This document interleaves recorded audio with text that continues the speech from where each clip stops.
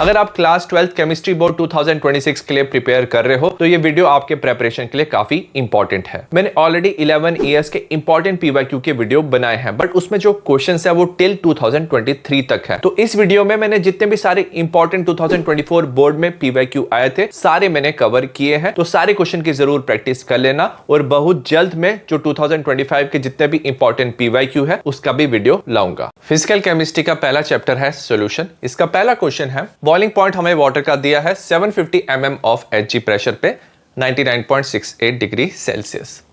हमें बताना है mass of sucrose. Molar mass हमें दिया 342 ग्राम पर मोल। इस एडेड टू, इसे हमने ऐड किया, हमें मास कैलकुलेट करना है 500 ग्राम ऑफ वाटर में। तो जो बॉइलिंग पॉइंट है अभी हो गया है 100 डिग्री सेल्सियस, तो बॉइलिंग पॉइंट इंक्रीज हो रहा है, तो एलिवेशन ऑफ बॉइलिंग पॉइंट हुआ है। Kb का वैल्यू दिया वाटर का 0.52 केल्विन kg पर मोल। तो सबसे पहले हम एलिवेशन ऑफ बॉइलिंग पॉइंट लिखेंगे डेल्टा Tb। हमें टेम्परेचर कितना दिया, इंक्रीज हुआ 100 डिग्री सेल्सियस माइनस 99.68। ठीक है, तो ये आ जाएगा हमारा 0.32 डिग्री सेल्सियस और इसे हम लिख सकते हैं 0.32 केल्विन। अब जो डिफरेंस ऑफ टेम्परेचर है वो डिग्री सेल्सियस और केल्विन में सेम होता है, क्योंकि अगर आप इसको ना दोनों को किस में कन्वर्ट कर दो, केल्विन में कन्वर्ट करो, माइनस करो, तो सेम आंसर आता है। मास ऑफ सुक्रोज हमें पता करना है W2। मास ऑफ वाटर हमें दिया हुआ है W1 500 ग्राम्स और मोलर मास ऑफ सुक्रोज दिया है 342 ग्राम पर मोल, ये हमें दिया हुआ है। ठीक है, हमें पता है डेल्टा Tb किसके इक्वल होता है, Kb W2 by M2 1000 divide by W1। तो हमें W2 निकालना है, किसका, मास ऑफ सुक्रोज निकालना है, वैल्यू सब्स्टिट्यूट करेंगे। डेल्टा Tb कितना दिया, 0.32। ठीक है, मोलर मास कितना दिया है 342, W1 कितना दिया हुआ है 500 और Kb का वैल्यू यहाँ पे दिया है 0.52 इंटू 1000। ठीक है, इसको आप कैलकुलेट करोगे तो आपका आंसर आ जाएगा 105.23 ग्राम्स। ठीक है, तो ये क्या हो जाएगा, मास ऑफ सुक्रोज जो आपने ऐड किया है। क्वेश्चन नंबर सेकंड है, ए solution containing 60 gram of non volatile solute. 60 gram non volatile solute है 250 ग्राम ऑफ वाटर में, ये फ्रीज करता है 270.67 केल्विन, तो डिप्रेशन ऑफ फ्रीजिंग पॉइंट हो रहा है। हमें कैलकुलेट करना है molar mass of the solute और KF ऑफ वाटर हमें दिया 1.86 केल्विन kg पर मोल। सबसे पहले लिखेंगे मास ऑफ सॉल्यूट हमें कितना दिया है, 60 ग्राम हमें दिया। मास ऑफ सॉल्वेंट अगर हम देखेंगे यहाँ पे कितना दिया है, 250 ग्राम दिया। डिप्रेशन ऑफ फ्रीजिंग पॉइंट हो रहा है, फ्रीजिंग पॉइंट ऑफ वाटर कितना होता है 273, कितना कम हो रहा है 270 पॉइंट, अगर हम देखेंगे 270.67। ठीक है, तो ये आ जाएगा हमारा 2.33 kelvin. Depression of freezing point का हम फॉर्मूला यूज करेंगे, delta TF is equal to KF W2 by M2 W1 1000। हमें क्या निकाला है, M2 निकालना, वैल्यू सब्स्टिट्यूट करेंगे। KF का वैल्यू दिया है 1.86। ठीक है, W2 का वैल्यू दिया है 60 इंटू 1000। ठीक है, डिप्रेशन ऑफ फ्रीजिंग पॉइंट कितना दिया 2.33। वेट ऑफ वाटर कितना दिया, मास ऑफ सॉल्वेंट दिया हमें 250। इसे आप कैलकुलेट करोगे तो आपका आंसर आ जाएगा 191.5 ग्राम पर मोल। ठीक है, तो ये हमारा क्या आ जाएगा, molar mass of the solute आ जाएगा। क्वेश्चन नंबर 3 है, what type of deviation from Raoult's law is shown by ethanol and acetone mixture, give reason. अब ये जो मिक्सचर है इथेनॉल और एसीटोन का, ये ना पॉजिटिव डिविएशन शो करता है। पॉजिटिव डिविएशन में याद रखना वेपर प्रेशर क्या होता है, इंक्रीज होता है। ऐसा इसलिए होता है क्योंकि जो इथेनॉल है ना वो खुद के साथ क्या कर सकता है, इंटरमॉलिक्यूलर हाइड्रोजन बॉन्डिंग करता है। तो इथेनॉल की जो इंटरेक्शन है वो ज्यादा होती है, वेरस जो इसकी इंटरेक्शन है विद एसीटोन वो क्या होती है, कम होती है। उसके बाद जब आप क्या करते हो, एसीटोन डालते हो ना, तो वो इंटरफेयर करता है हाइड्रोजन बॉन्डिंग ऑफ इथेनॉल और जो इंटरेक्शन है इन दोनों की क्या होती है, वीक होती है। ठीक है, तो जो AB इंटरेक्शन है वो क्या होती है, कम होती है, AABB इंटरेक्शन ज्यादा होती है। एज ए रिजल्ट ये दोनों सेपरेट रहते हैं, ये जल्दी क्या हो सकते हैं, बॉयल हो सकते हैं, जल्दी वेपर बना सकते हैं। तो इनमें क्या आती है, पॉजिटिव डिविएशन आती है। क्वेश्चन नंबर 4 है, हमें 6% सोल्यूशन दिया ग्लूकोज का जिसका मोलर मास है 180 ग्राम पर मोल। ये आइसोटोनिक है। आइसोटोनिक में याद रखना क्या होता है, जो ऑस्मोटिक प्रेशर है वो सेम होता है with 2.5% of an unknown organic substance. हमें मॉलिक्यूलर वेट और मोलर मास निकालना है अननोन ऑर्गेनिक सब्सटेंस का। सपोज हमें 6% सोल्यूशन दिया ग्लूकोज का, तो हम क्या ले सकते हैं 6 gram of glucose in 100 ml of solution. तो ये 6 ग्राम ले लेंगे 100 ml सोल्यूशन में। मोलर मास ग्लूकोज का दिया है, ठीक है, 180 ग्राम पर ये मोल होगा। ठीक है, नेक्स्ट क्या दिया हुआ है, mass of unknown organic substance. अगर हम ये क्या लेंगे 2.5 ग्राम इन 100 ml ऑफ सोल्यूशन, और मोलर मास हमें निकालना है अननोन सब्सटेंस का, इसे हम M2 लेंगे। हमें पता है आइसोटोनिक में क्या होता है, ऑस्मोटिक प्रेशर सेम होता है, तो π1 इक्वल टू π2। इसको इक्वेट करेंगे, ये हो जाएगा C1RT, concentration C1RT is equal to C2RT। अब याद रखना ये जो कंसंट्रेशन है इन टर्म्स का ऑफ क्या होता है, मोलैरिटी होता है। ठीक है, RT कैंसिल हो जाएगा, ये C1 is equal to C2। Molarity में number of moles per unit volume, ये भी number of moles per unit volume. हमने बात किया था स्टार्टिंग में कि दोनों का वॉल्यूम हम 100 ml लेंगे तो वॉल्यूम भी क्या हो जाएगा, कैंसिल हो जाएगा। हमें पता है N1 किसके इक्वल होता है, मास बाय मोलर मास होता है। सिमिलरली क्या होता है, N2 किसके इक्वल होता है, मास बाय मोलर मास। हमें M2 निकालना है। ठीक है, तो इसकी वैल्यू सब्स्टिट्यूट करेंगे, ये हो जाएगा 6 डिवाइडेड बाय ये 180 आ जाएगा।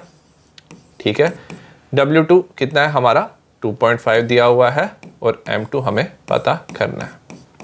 ठीक है, ये हो जाएगा कैंसिल होकर ये 30 हो जाएगा, तो M2 आ जाएगा हमारा 30 इंटू 2.5, तो हमारा मोलर मास आ जाएगा अननोन सब्सटेंस का 75 ग्राम पर मोल।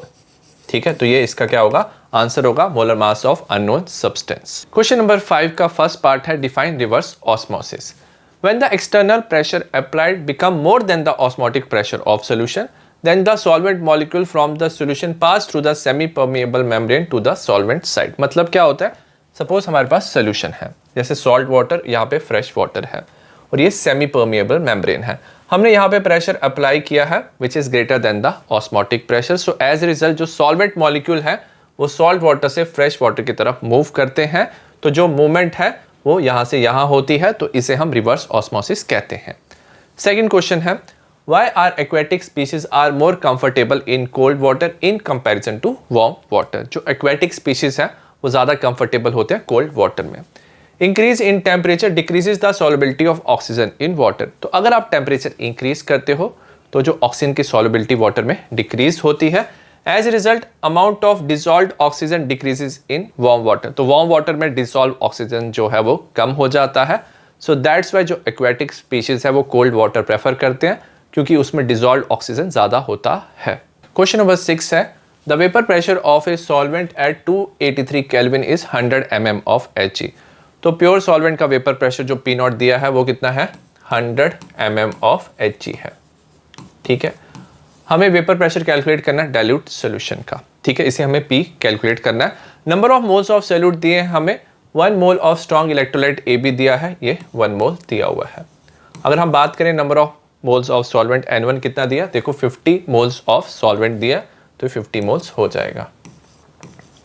ठीक है, हमने एज्यूम किया complete dissociation of solute AB, तो AB कंप्लीटली डिसोसिएट करेगा, 2 आइंस बनाएगा A प्लस B नेगेटिव, तो I का वैल्यू क्या हो जाएगा, यहाँ पे 2 हो जाएगा। तो हमें P का वैल्यू फाइंड करना है। हमें पता है यहाँ पे क्या होता है, relative lowering of vapour pressure होता है, तो P not minus P divide by P not is equal to I Chi2। ठीक है, तो Chi2 किसके इक्वल हो जाएगा, number of moles of solute divide by number of moles of solvent plus number of moles of solute. Value substitute करेंगे, इसका value कितना है, 100 है, माइनस P डिवाइड बाय 100, ये कितना हो जाएगा, I का वैल्यू 2 है, ये 1 हो जाएगा, 50 प्लस 1, तो 100 minus P is equal to कितना हो जाएगा हमारा, 200 डिवाइड बाय 51। ठीक है, तो ये अगर हम निकालेंगे ये हमारा हो जाएगा P, ये हो जाएगा 100। ठीक है, P को इस तरफ ले जाएंगे, ये वैल्यू आती है माइनस 3.92। ठीक है, तो P हमारा आ जाएगा, कितना आ जाएगा प्रेशर, 96.08 mm Hg। ठीक है, तो ये क्या हो गया, हमारा vapour pressure of the solution होगा 96.08 mm Hg। तो आपने जब सॉल्यूट ऐड किया तो वेपर प्रेशर क्या होता है, डिक्रीज हो जाता है, lower than the pure solvent हो जाता है। क्वेश्चन नंबर 7 का फर्स्ट पार्ट है, predict whether van't Hoff factor will be less और greater than 1 when ethanoic acid is dissolve in benzene, जब हम इथेनॉइक एसिड को बेंजीन में डिसॉल्व करते हैं तो वेंट हॉफ फैक्टर की वैल्यू ग्रेटर देन 1 है या लेस देन 1 है। तो हमें पता होना चाहिए जब डिसोसिएशन होता है तो नंबर ऑफ आयन इंक्रीज होते हैं, वेंट हॉफ फैक्टर की वैल्यू 1 से ज़्यादा होता है, और एसोसिएशन के केस में वेंट हॉफ फैक्टर की वैल्यू 1 से लेस हो जाती है। तो जो इथेनॉइक एसिड है ना, it dimerises in benzene and will undergo association. तो इथेनॉइक एसिड के दो मॉलिक्यूल आपस में क्या बनाते हैं, they form hydrogen bond. Hydrogen bond बनाने की वजह से वो एसोसिएशन शो करते हैं, और एसोसिएशन शो करने से क्या होता है, जो वेंट हॉफ फैक्टर है वो लेस देन 1 हो जाता है। सेकेंड पार्ट है define ideal solution. Ideal solution क्या होते हैं, the solution which obeys routes law at every range of concentration. जो सोल्यूशन राउट्स लॉ ओबे करते हैं every range of concentration at all temperature, तो वो आइडियल सोल्यूशन होते हैं। डेल्टा वी ऑफ मिक्सिंग 0 होता है और डेल्टा एच ऑफ मिक्सिंग 0 होता है आइडियल सोल्यूशन का। क्वेश्चन नंबर 8 है calculate the mass of CaCl2। CaCl2 का मास निकालना है, उसका मोलर मास दिया है 111 ग्राम पर मोल। इसे हमने डिसॉल्व किया है 500 ग्राम ऑफ वाटर, और हमारा जो फ्रीजिंग पॉइंट है वो कम हुआ है 2 केल्विन। तो डिप्रेशन ऑफ फ्रीजिंग पॉइंट हो रहा है, और जो CaCl2 है वो कंप्लीट डिसोसिएशन कर रहा है। KF ऑफ वाटर दिया 1.86 केल्विन kg पर मोल। तो हमें मास ऑफ CaCl2 निकालना है। सबसे पहले अगर हमारे पास एक मॉलिक्यूल है CaCl2 का और ये कंप्लीट डिसोसिएशन कर रहा है, तो हमें एक आयन मिलता है Ca2+, 2 आयन्स मिलता है Cl नेगेटिव। तो I का वैल्यू 3 हो जाएगा, क्योंकि एक मॉलिक्यूल से हमें 3 आयन्स मिल रहा है। मास ऑफ CaCl2 W2 हमें निकालना है। मोलर मास ऑफ CaCl2 हमें दिया हुआ है कितना, 111 ग्राम पर मोल। ठीक है, मास ऑफ वाटर दिया है हमें 500 ग्राम्स। ठीक है, डिप्रेशन ऑफ फ्रीजिंग पॉइंट दिया हमें 2 केल्विन। तो delta TF equal to IKF W2/m2 W1 1000। तो हमें क्या निकालना है, W2 मास ऑफ CaCl2 निकालना, वैल्यू सब्स्टिट्यूट करेंगे, ये हो जाएगा 2। मोलर मास हमारा कितना आ जाएगा, अगर देखेंगे 111। W1 की वैल्यू कितनी है 500, I का वैल्यू कितना है 3 है, KF का वैल्यू कितना दिया 1.86। ठीक है, और ये 1000। वैल्यू कैलकुलेट कर लोगे तो आपका आंसर आ जाएगा 19.89 ग्राम्स। तो ये हो जाएगा mass of CaCl2। Physical chemistry का सेकंड चैप्टर है इलेक्ट्रोकेमिस्ट्री। इसका पहला क्वेश्चन है कैलकुलेट होता है। फिजिकल केमिस्ट्री का सेकंड चैप्टर है इलेक्ट्रोकेमिस्ट्री। इसका पहला क्वेश्चन है calculate EMF of the following cell at 25 degree Celsius. तो इसमें हमें EMF कैलकुलेट करना है। SN2+ में कन्वर्ट हो रहा है और H+H2 में कन्वर्ट हो रहा है। हमें कंसंट्रेशन दिया हुआ है, E0 ऑफ SN दिया है, E0 ऑफ जो है हाइड्रोजन दिया हुआ है, log ऑफ 10 दिया है 1 वैल्यू। सबसे पहले हम रिएक्शन लिखेंगे। जो लेफ्ट साइड वाला होता है वो एनोड होता है और इसमें ऑक्सीडेशन होता है, तो SN2+ में कन्वर्ट होगा, और यहाँ पे क्या होती है रिडक्शन, H+ होता है H2 में कन्वर्ट। बैलेंस करेंगे, यहाँ पे 2 हाइड्रोजन है, यहाँ पे 2 करेंगे। SN 2 इलेक्ट्रॉन क्या कर रहा है, लूज कर रहा है, और 2 हाइड्रोजन 1-1 इलेक्ट्रॉन गेन करेंगे, तो ओवरऑल एक्सचेंज ऑफ इलेक्ट्रॉन 2 हो जाएगा। ठीक है, तो N की वैल्यू कितनी हो जाएगी, N की वैल्यू 2 हो जाएगी। अब हम कंसंट्रेशन लिखेंगे। H+ का कंसंट्रेशन 0.01 मोलर है, हम इसको ऐसे लिख सकते हैं 10⁻⁻² मोलर। सिमिलरली SN2+ की कंसंट्रेशन हम लिख सकते हैं 10⁻³ मोलर।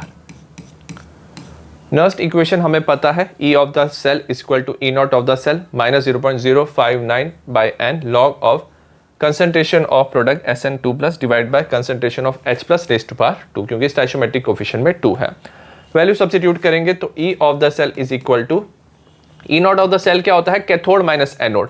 कैथोड वो होता है जो रिडक्शन करता है, तो हाइड्रोजन आ जाएगा इसमें माइनस ऑफ माइनस, ये क्या एनोड की तरह काम करेगा, -0.14 हो जाएगा, -0.059 डिवाइडेड बाय एन का वैल्यू कितना, एक्सचेंज ऑफ इलेक्ट्रॉन 2 था, ये 2 इलेक्ट्रॉन लूज कर रहा है, ये 2 गेन कर रहा था, तो ये 2 आ जाएगा।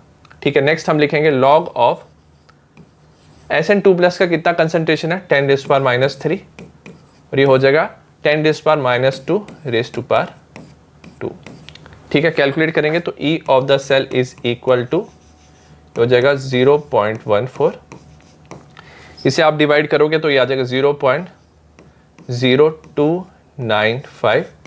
लॉग का वैल्यू कितना होगा, ये 10⁻³ था, ये डिवाइड बाय 10⁻⁻4, तो ये ऊपर आ जाएगा ना, तो क्या बन जाएगा, log 10 बन जाएगा। ठीक है, तो E of the cell is 0.14 minus 0.0295, ये वैल्यू ऊपर आ जाएगा तो ये क्या हो जाएगा, log of 10 बन जाएगा। ठीक है, log of 10 1 होता है तो हमारा ओवरऑल आंसर आ जाएगा E of the cell is equal to 0.14 minus 0.0295। ठीक, क्योंकि log of 10 1 है, माइनस करेंगे तो हमारा फाइनल आंसर आ जाएगा 0.11 वोल्ट। तो ये E ऑफ द सेल होगा। क्वेश्चन नंबर सेकंड है, हमें कैलकुलेट करना है EMF of the following cell. हमें रिएक्शन दिया है Ni solid twice Ag plus, concentration दिया Ni2 प्लस ट्वाइस Ag। सबसे पहले हम देखेंगे एक्सचेंज ऑफ इलेक्ट्रॉन क्या हो रहा है। निकल 2 इलेक्ट्रॉन क्या कर रहा है, लूज कर रहा है। एक सिल्वर 1 इलेक्ट्रॉन गेन करेगा, यहाँ पे 2 सिल्वर है तो n का वैल्यू यहाँ पे 2 हो जाएगा। E not of the cell दिए 1.05 वोल्ट, log ऑफ 10 1 है। हमें पता है E of the cell is equal to E not of the cell minus 0.059 by n, log of concentration of Ni2 plus divided by concentration of Ag plus raise to power 2, क्योंकि 2 stoichiometric coefficient है। Value substitute करेंगे, ये हो जाएगा 1.05 minus 0.059 divided by 2। Exchange of electron 2 है, ये हो जाएगा log ऑफ Ni2 प्लस की कंसंट्रेशन कितना ले लेंगे, 10 रेज़ पावर माइनस 1 ले लेंगे। ठीक है, और Ag प्लस का कंसंट्रेशन कितना है, 10 raise power minus 2 raise to power 2। ठीक है, इसे लिख लेंगे, ये हो जाएगा 1.05, ये हो जाएगा 0.0295, हो जाएगा log of 10 raise power minus 1 divided by 10 raise power minus 4। ठीक है, बाकी चीज़ हम सेम लिख लेंगे, 1.05 0.0295, ये हो जाएगा log of 10 raise power minus 10 raise power 3, ये हो जाएगा log ऑफ 10 रेज़ पावर 3। ठीक है, अब हम क्या करेंगे, log लिख लेंगे। log ऑफ 10 रेज़ पावर 3 क्या होता है, 3 होता है, तो 0.0295 इंटू 3, ये हो जाएगा 1.05 माइनस 0.0885 होगा हमारा, और इसे आप माइनस कर लोगे तो हमारा फाइनल आंसर आएगा 0.96 वोल्ट्स। तो ये हमारा E ऑफ द सेल होगा। क्वेश्चन नंबर 3 है, द कंडक्टिविटी ऑफ 0.025 मोल पर लीटर एसिटिक एसिड इज 5.25 10⁻⁻5 सीमेन पर सेंटीमीटर। कंडक्टिविटी दिया है 5.25 10⁻⁻5 सीमेन पर सेंटीमीटर। कंसंट्रेशन दिया इन टर्म्स ऑफ मोलैरिटी 0.0025 मोल पर लीटर। ठीक है, लिमिटिंग मोलर कंडक्टिविटी भी दिया एसिटिक एसिड का 390 सीमेन सेंटीमीटर स्क्वायर पर मोल। ठीक है, हमें क्या कैलकुलेट करना है, डिग्री ऑफ डिसोसिएशन। सबसे पहले हम मोलर कंडक्टिविटी फाइंड करेंगे। Molar conductivity is equal to conductivity 5.25 10⁻⁻5 into 1000 divided by concentration दिया है 0.0025। इसे डिवाइड करोगे तो आपका आंसर आ जाएगा 21 सीमेन सेंटीमीटर स्क्वायर पर मोल। ठीक है, तो ये हमारा आंसर आ जाएगा मोलर कंडक्टिविटी का। डिग्री ऑफ डिसोसिएशन किसके इक्वल होता है, molar conductivity by limiting molar conductivity. Molar conductivity है 21, लिमिटिंग मोलर कंडक्टिविटी दिया हुआ है 390। ठीक है, तो हमारा आंसर आ जाएगा 0.0538। ठीक है, तो ये हमारा क्या होगा, डिग्री ऑफ डिसोसिएशन का आंसर होगा। क्वेश्चन नंबर 4 है, state Faraday's first law of electrolysis. First law of electrolysis हमें बताता है, during electrolysis the amount of any substance deposited और लिबरेटेड। इलेक्ट्रोलिसिस में सब्सटेंस डिपॉजिट हो सकता है, लिबरेट हो सकता है एट एन इलेक्ट्रोड। ये डायरेक्टली प्रोपोर्शनल होता है quantity of electricity pass through the electrolyte. जितना ज़्यादा आप इलेक्ट्रिसिटी पास करते हो इलेक्ट्रोलाइट से, उतना ज़्यादा सब्सटेंस डिपॉजिट या लिबरेट होता है। तो amount of substance deposited is directly proportional to the charge Q, और W is equal to ZIT। Z होता है इलेक्ट्रोकेमिकल इक्विवेलेंट, I होता है करंट, T क्या होता है, टाइम होता है। साथ में हमें दिया how much charge in faraday is required for the reduction of 1 mole of MnO4 negative to Mn2+। सबसे पहले इसका ऑक्सीडेशन नंबर निकालते हैं। Mn का ये हो जाएगा X। ठीक है, ऑक्सीजन -2 है, टोटल 4 ऑक्सीजन है, इंटू 4 -1 ओवरऑल चार्ज है, तो ये हो जाएगा +7। तो ये +7 से किस में कन्वर्ट हो रहा है, +2 में। अगर हमारे पास ये एक आयन है, इससे हमें ये एक आयन बनाना है, तो कितने इलेक्ट्रॉन्स की रिक्वायरमेंट है, 5 इलेक्ट्रॉन्स की। तो ये 5 इलेक्ट्रॉन गेन करेगा अगर हमारे पास 1 आयन होता। बट हमारे पास 1 मोल है ना ये, तो 1 मोल के लिए हमें कितना रिक्वायरमेंट होगा, 5 मोल ऑफ इलेक्ट्रॉन्स की। ठीक है, तो हमें चार्ज चाहिए 5 मोल ऑफ इलेक्ट्रॉन, और हमें पता है 1 मोल ऑफ इलेक्ट्रॉन का जो चार्ज होता है that is equal to 1 faraday. ठीक है, तो charge of 1 mole of electron 1 faraday होता है, तो हमें 5 मोल्स ऑफ इलेक्ट्रॉन्स की रिक्वायरमेंट है, तो ओवरऑल हमें चार्ज चाहिए 5 फैराडे। तो इसका आंसर हो जाएगा 5 फैराडे। क्वेश्चन नंबर 5 है the resistance of 0.05 molar CH3COOH solution. सबसे पहले हमें कंसंट्रेशन दिया कितना, 0.05 मोलर। ठीक है, कंसंट्रेशन दिया CH3COOH solution is found to be 100 ohms. तो 100 ओम्स क्या हमारी रेजिस्टेंस है। इफ द सेल कांस्टेंट भी दिया हुआ है कितना, सेल कांस्टेंट याद रखना L/A होता है, ये होता है 0.0354 पर सेंटीमीटर। ठीक है, हमें कैलकुलेट करना molar conductivity of the acetic acid solution. सबसे पहले हमें पता है resistance is equal to rho L/A। Resistance दिया हुआ है 100। ठीक है, रेजिस्टिविटी हमें निकालना है, L/A दिया है 0.0354। ठीक है, तो रो कितना होगा, 100 डिवाइडेड बाय 0.0354 ओम सेंटीमीटर।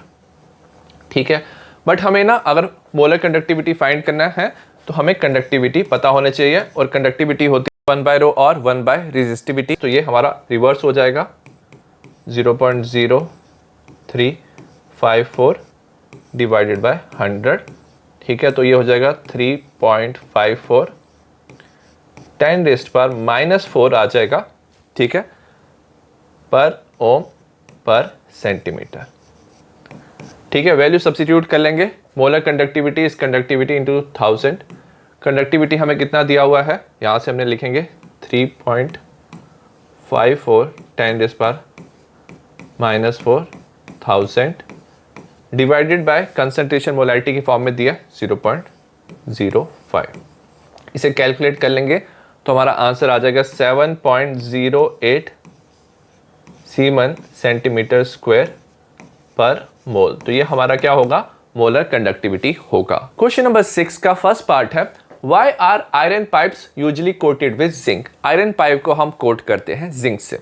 ऐसा इसलिए करते हैं, जो जिंक है वो ज्यादा इलेक्ट्रोपॉजिटिव होता है आयरन से, मतलब जो जिंक है वो ज्यादा रिएक्टिव होता है, गेट प्रेफरेंशियली ऑक्सीडाइज। तो अगर जिंक और आयरन साथ में प्रेजेंट है तो जिंक जो है वो क्या, ऑक्सीडाइज हो जाता है, वो एनोड की तरह काम करता है और आयरन को प्रिवेंट करता है फ्रॉम ऑक्सीडेशन।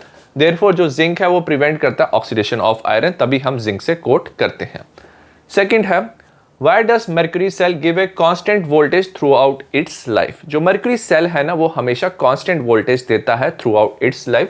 ऐसा इसलिए होता है the overall reaction does not involve any ions in solution whose concentration can change during its lifetime।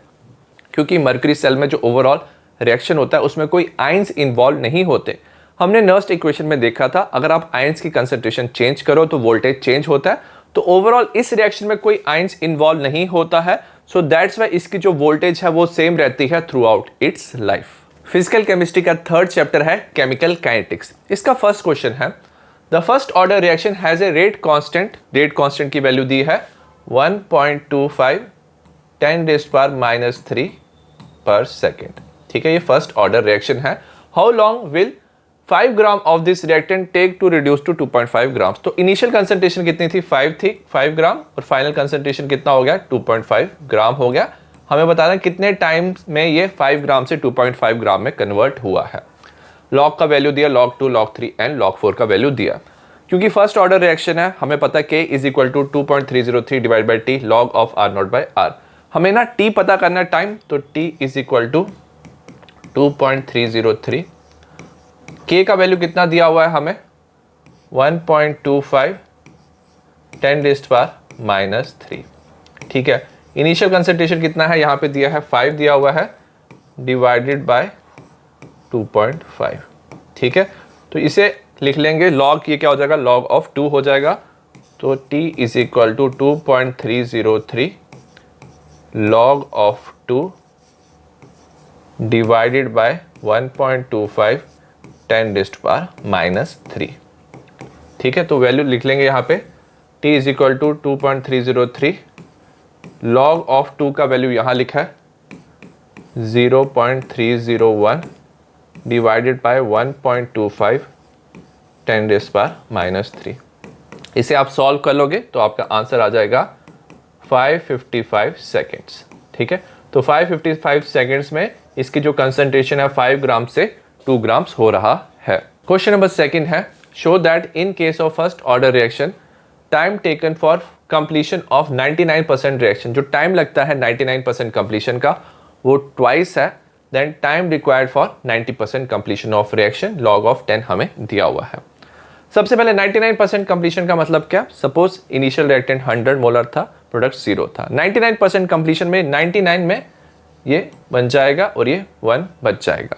ठीक है, हमें पता है k equal to 2.303 divide by t, क्योंकि 99% है तो t हमने 99 लिया है percent, log of initial by final, क्योंकि हमने क्या लिया, फर्स्ट ऑर्डर रिएक्शन लिया हुआ है। तो लिख लेंगे t 99% is equal to 2.303 divided by k, log of initial concentration कितना रिएक्टेंट का 100 डिवाइड बाय 1, और हमें पता है लॉग ऑफ 100 क्या होता है, 2 होता है, तो ये बन जाएगा ठीक है t 99% is equal to 2.303 into 2 divided by k। अगर हम बात करें अब 90% कंप्लीशन की, इनिशियल रिएक्टेंट 100 था, प्रोडक्ट 0 था, 90% कंप्लीशन में ये 10 बच जाएगा, ये 90 कन्वर्ट हो जाएगा। सेम हमने यहाँ पे भी इक्वेशन लिया है, t 90% हम पता करेंगे which is 2.303 divided bye t, log of initial concentration कितना है 100 डिवाइडेड बाय 10, तो log ऑफ 10 बच जाएगा, log ऑफ 10 1 होता है, तो ये हो जाएगा हमारा t 90% is equal to 2.303 t। दोनों को इक्वेट करोगे तो यहाँ पे क्या है, मल्टीप्लाई बाय 2 है, यहाँ पे नहीं है, तो t 99% किसके इक्वल हो जाएगा, इंटू ट्वाइस ऑफ t 90%, तो ये हमारा आंसर आ जाएगा। क्वेश्चन नंबर 3 है, डिफाइन द फॉलोइंग। ए है half life period, T half. Half life period क्या होता है, it is the time in which half of the reaction has been completed, तो जिस टाइम में हाफ रिएक्शन कंप्लीट हुआ है उसे हम हाफ लाइफ पीरियड कहते हैं। इसमें जो हाफ रिएक्टेंट है वो प्रोडक्ट में कन्वर्ट हो जाता है, तो रिएक्टेंट की कंसंट्रेशन हाफ हो जाती है, तो उस टाइम पीरियड को हम हाफ लाइफ पीरियड कहते हैं। बी है इफेक्टिव कोलिजन। अगर हम बात करें कोलिजन थ्योरी की, जो केमिकल रिएक्शन है वो तब होता है between collision between the reacting molecule, तो जो रिएक्टिंग मॉलिक्यूल है वो आपस में कोलाइड करके ना प्रोडक्ट बनाते हैं according to the collision theory. Only small fraction of the collision produce the product, सिर्फ कुछ अमाउंट ऑफ जो कोलिजन है वही प्रोडक्ट बना पाते हैं, और उन कोलिजन को हम क्या कहते हैं, इफेक्टिव कोलिजन कहते हैं। इफेक्टिव कोलिजन के लिए 2 क्राइटेरिया होने चाहिए। पहला होना चाहिए थ्रेशोल्ड एनर्जी, तो जो मॉलिक्यूल कोलाइड कर रहे हैं उनकी जो एनर्जी है थ्रेशोल्ड से ज़्यादा होनी चाहिए, मतलब एक्टिवेशन एनर्जी से ज़्यादा होनी चाहिए, तभी वो प्रोडक्ट बनाते हैं, और साथ में इनमें प्रॉपर ओरिएंटेशन होना चाहिए, तभी हमारे इफेक्टिव कोलिजन होते हैं। क्वेश्चन नंबर 4 है, the rate constant of a reaction quadruples. जो रेट कांस्टेंट है क्वाड्रपल मतलब 4 टाइम हो गया। इनिशियली अगर K1 था तो K2 कितना हो जाएगा, 4K1 हो जाएगा। जब हमने टेम्परेचर चेंज किया है, T1 कितना था हमारा 300 केल्विन टू अब टेम्परेचर है 320 केल्विन। हमें एक्टिवेशन एनर्जी कैलकुलेट करना है, हमें वैल्यू दिया log of 2 log of 4 2.303 R का वैल्यू दिया। वैल्यू सब्स्टिट्यूट करेंगे, ये log ऑफ K2 को लिख सकते हैं 4K1 डिवाइडेड बाय K1। ये पता करना है, 2.303 R होता है 19.15। ठीक है, अब हमें क्या कैलकुलेट करना है, T2। T2 कितना दिया है 320 माइनस T1 दिया है 300, ये मल्टीप्लाई हो जाएगा 320 इंटू 300, ये कितना हो जाएगा, log ऑफ 4 हो जाएगा, ये EA 19.15, ये कितना हो जाएगा हमारा 20 हो जाएगा, ये नीचे हमारा आ जाएगा 320 इंटू 300। ये को इधर ही रखेंगे, log ऑफ 4 कितना होता है, log ऑफ 4 हमें दिया 0.60। ये वैल्यू ऊपर चले जाएगा इंटू 19.15 320 इंटू 300 डिवाइडेड बाय 20। ठीक है, इसे आप कैलकुलेट करोगे तो आपका फाइनल आंसर आ जाएगा 55.15 किलो जूल पर मोल। तो ये आपका एक्टिवेशन एनर्जी निकल जाएगा। DNA block element. पहला क्वेश्चन है why do transition metal have high enthalpy of atomization. जो ट्रांजिशन एलिमेंट्स होते हैं उनकी हाई इंथैल्पी ऑफ एटमाइजेशन होता है। इंथैल्पी ऑफ एटमाइजेशन का मतलब क्या है? Energy required to remove the atoms. तो एटम्स को रिमूव करने के लिए हाई एनर्जी की रिक्वायरमेंट होती है। ऐसा इसलिए होता है क्योंकि जो ट्रांजिशन मेटल्स है ना, इनमें ना अनपेयर्ड इलेक्ट्रॉन प्रेजेंट होते हैं। अनपेयर्ड इलेक्ट्रॉन प्रेजेंट होने की वजह से ये इंटर एटॉमिक ना मेटालिक बॉन्ड एक दूसरे के साथ बनाते हैं और स्ट्रॉन्ग मेटालिक बॉन्ड बनाने की वजह से एटम सेपरेट नहीं होते और इंथैल्पी ऑफ एटमाइजेशन हाई हो जाता है। As transition metal have a large number of unpaired electron in d orbital of their atom. तो इनमें क्या होता है? Strong interatomic metallic bond बनता है और इनकी इंथैल्पी ऑफ एटमाइजेशन हाई होता है। Which element of 3D series has lowest enthalpy of atomization. तो जो जिंक है इसकी लोएस्ट इंथैल्पी ऑफ एटमाइजेशन है क्योंकि ये होता है 3D10 4s2। इसमें सारे इलेक्ट्रॉन क्या होते हैं? पेयर्ड होते हैं। अनपेयर्ड इलेक्ट्रॉन प्रेजेंट नहीं होने की वजह से ये इंटर एटॉमिक मेटालिक बॉन्ड नहीं बनाता है और इसकी जो इंथैल्पी ऑफ एटमाइजेशन है वो क्या हो जाती है? लो हो जाती है। क्वेश्चन नंबर सेकंड है attempt any 5 of the following. 5 marks का क्वेश्चन है। हमें 7 पार्ट दिए हैं जिसमें से हमें 5 पार्ट करने हैं। ए है why zinc is not regarded as transition element. Zinc को हम ट्रांजिशन एलिमेंट कंसीडर नहीं करते। अगर हम जिंक की बात करें तो इसका ना फुली फिल्ड डी ऑर्बिटल होता है ग्राउंड स्टेट में। ग्राउंड स्टेट में ये होता है 3D10 4s2 और इसकी कॉमन ऑक्सीडेशन स्टेट Zn2+ में ये 3D10 प्रेजेंट होता है। तो इसमें जो डी ऑर्बिटल है वो हमेशा क्या होता है? फुली फिल्ड होता है। कोई भी अनपेयर्ड इलेक्ट्रॉन प्रेजेंट नहीं होता। तो ये बाकी ट्रांजिशन एलिमेंट की प्रॉपर्टी शो नहीं करता, तो इसे हम नॉन ट्रांजिशन एलिमेंट कंसीडर करते हैं। बी है व्हाट इज लेंथेनॉइड कंट्रैक्शन। अब लेंथेनॉइड में याद रखना जो 4f ऑर्बिटल है वो प्रेजेंट होता है, उसका पुअर शील्डिंग इफेक्ट होता है। As a result nuclear charge increase होता है और जो एटॉमिक और आयनिक रेडियाई है वो डिक्रीज होता है। The steady decrease in the atomic and ionic radii of the element in lanthanide series from lanthanum La to lutetium. तो क्या हो रहा है? एटॉमिक रेडिया जो है वो डिक्रीज हो रहा है क्योंकि न्यूक्लियर चार्ज इंक्रीज हो रहा है, तो इसे हम लेंथेनॉइड कॉन्ट्रैक्शन कहते हैं। सी है why is the first ionization enthalpy of chromium is lower than that of zinc. मतलब जो क्रोमियम है उससे एक इलेक्ट्रॉन रिमूव करना इजी है as compare to zinc. Answer है जो क्रोमियम है ये होता है 3D5 4s1, जिंक होता है 3D10 4s2। तो अगर आप क्रोमियम से एक इलेक्ट्रॉन रिमूव करोगे तो ये बन जाता है हाफ फिल्ड स्टेबल 3D5। तो ये हाफ फिल्ड स्टेबल कॉन्फ़िगरेशन आ जाती है आफ्टर लूजिंग 1 इलेक्ट्रॉन। तो ये इजीली एक इलेक्ट्रॉन लूज कर देता है और इसकी आयनाइजेशन इंथैल्पी जो है वो कम हो जाती है। डी है why are transition elements good catalyst. जो ट्रांजिशन एलिमेंट है वो गुड कैटलिस्ट इसलिए होते हैं क्योंकि इनकी ना वेरिएबल ऑक्सीडेशन स्टेट होती है, तो ये इजीली रिएक्टेंट के साथ कंबाइन करके कॉम्प्लेक्स बनाते हैं और जो कॉम्प्लेक्स बनता है ना उसकी एक्टिवेशन एनर्जी क्या होती है? कम होती है। तो ज़्यादा रिएक्टेंट ना ये प्रोडक्ट में कन्वर्ट कर देते हैं। So they have tendency to show large number of oxidation state transition elements और ability to form complex. So that's why ये गुड कैटलिस्ट की तरह काम करते हैं। ई है compounds of transition metal are generally coloured give reason. जो transition metals होते हैं ये जनरली क्या होते हैं? इनके जो कंपाउंड्स बनते हैं वो कलर्ड होते हैं।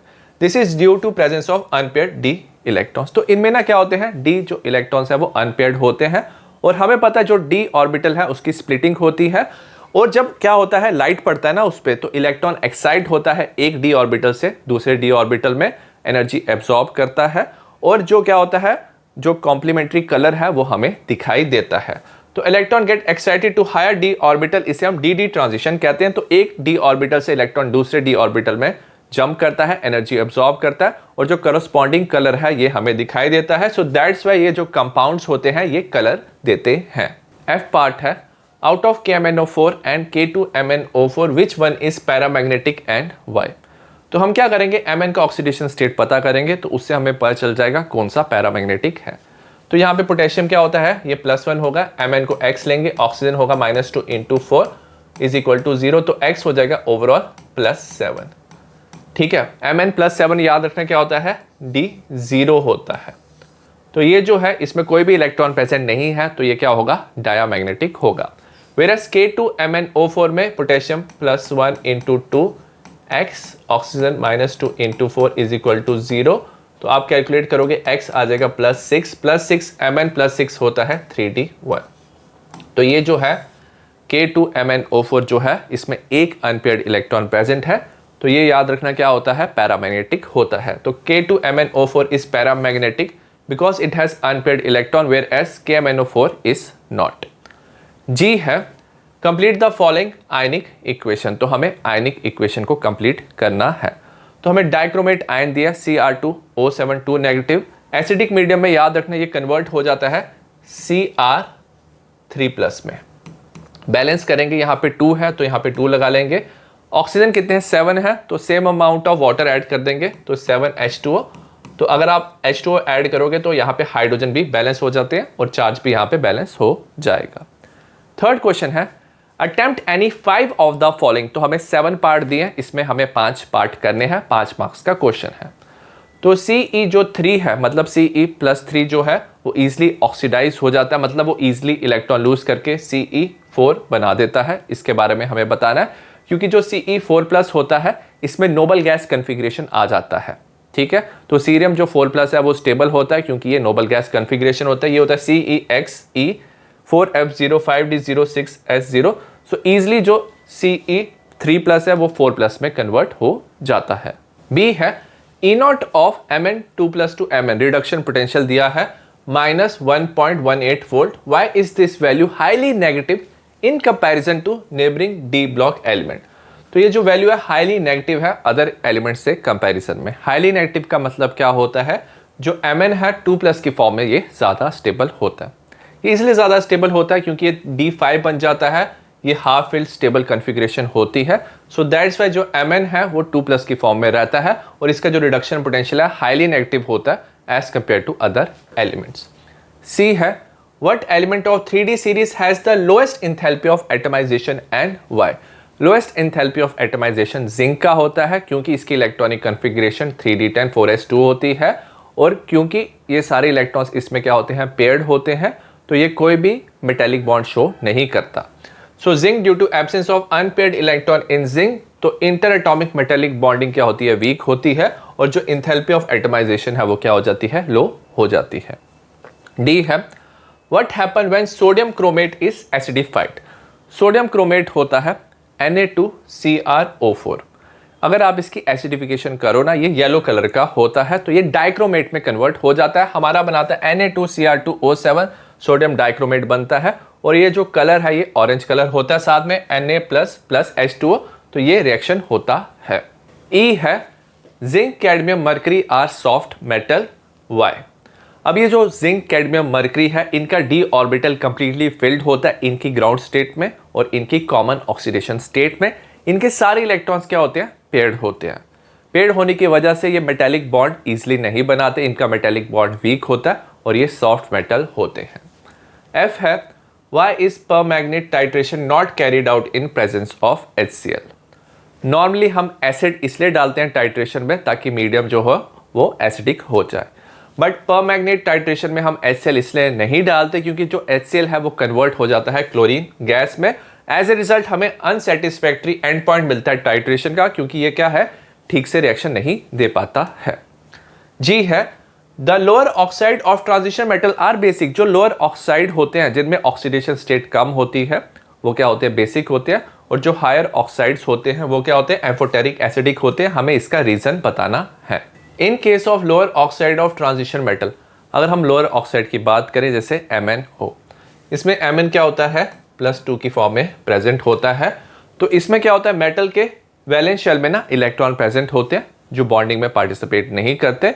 तो ये जो Mn है ये इलेक्ट्रॉन पेयर डोनेट कर सकता है, एज ए रिजल्ट ये लुईस पेस की तरह काम करता है। अगर हम हायर ऑक्साइड की बात करें तो मेटल के वैलेंस शेल में कोई इलेक्ट्रॉन प्रेजेंट नहीं होता, जैसे Mn2O7, इसमें Mn क्या होता है, +7 होता है, तो इसमें कोई वैलेंस शेल में इलेक्ट्रॉन प्रेजेंट नहीं होता है और हाई चार्ज होता है। हाई पॉजिटिव चार्ज होने की वजह से ये इलेक्ट्रॉन पेयर एक्सेप्ट कर सकता है, तो ये लुईस एसिड की तरह बिहेव करता है।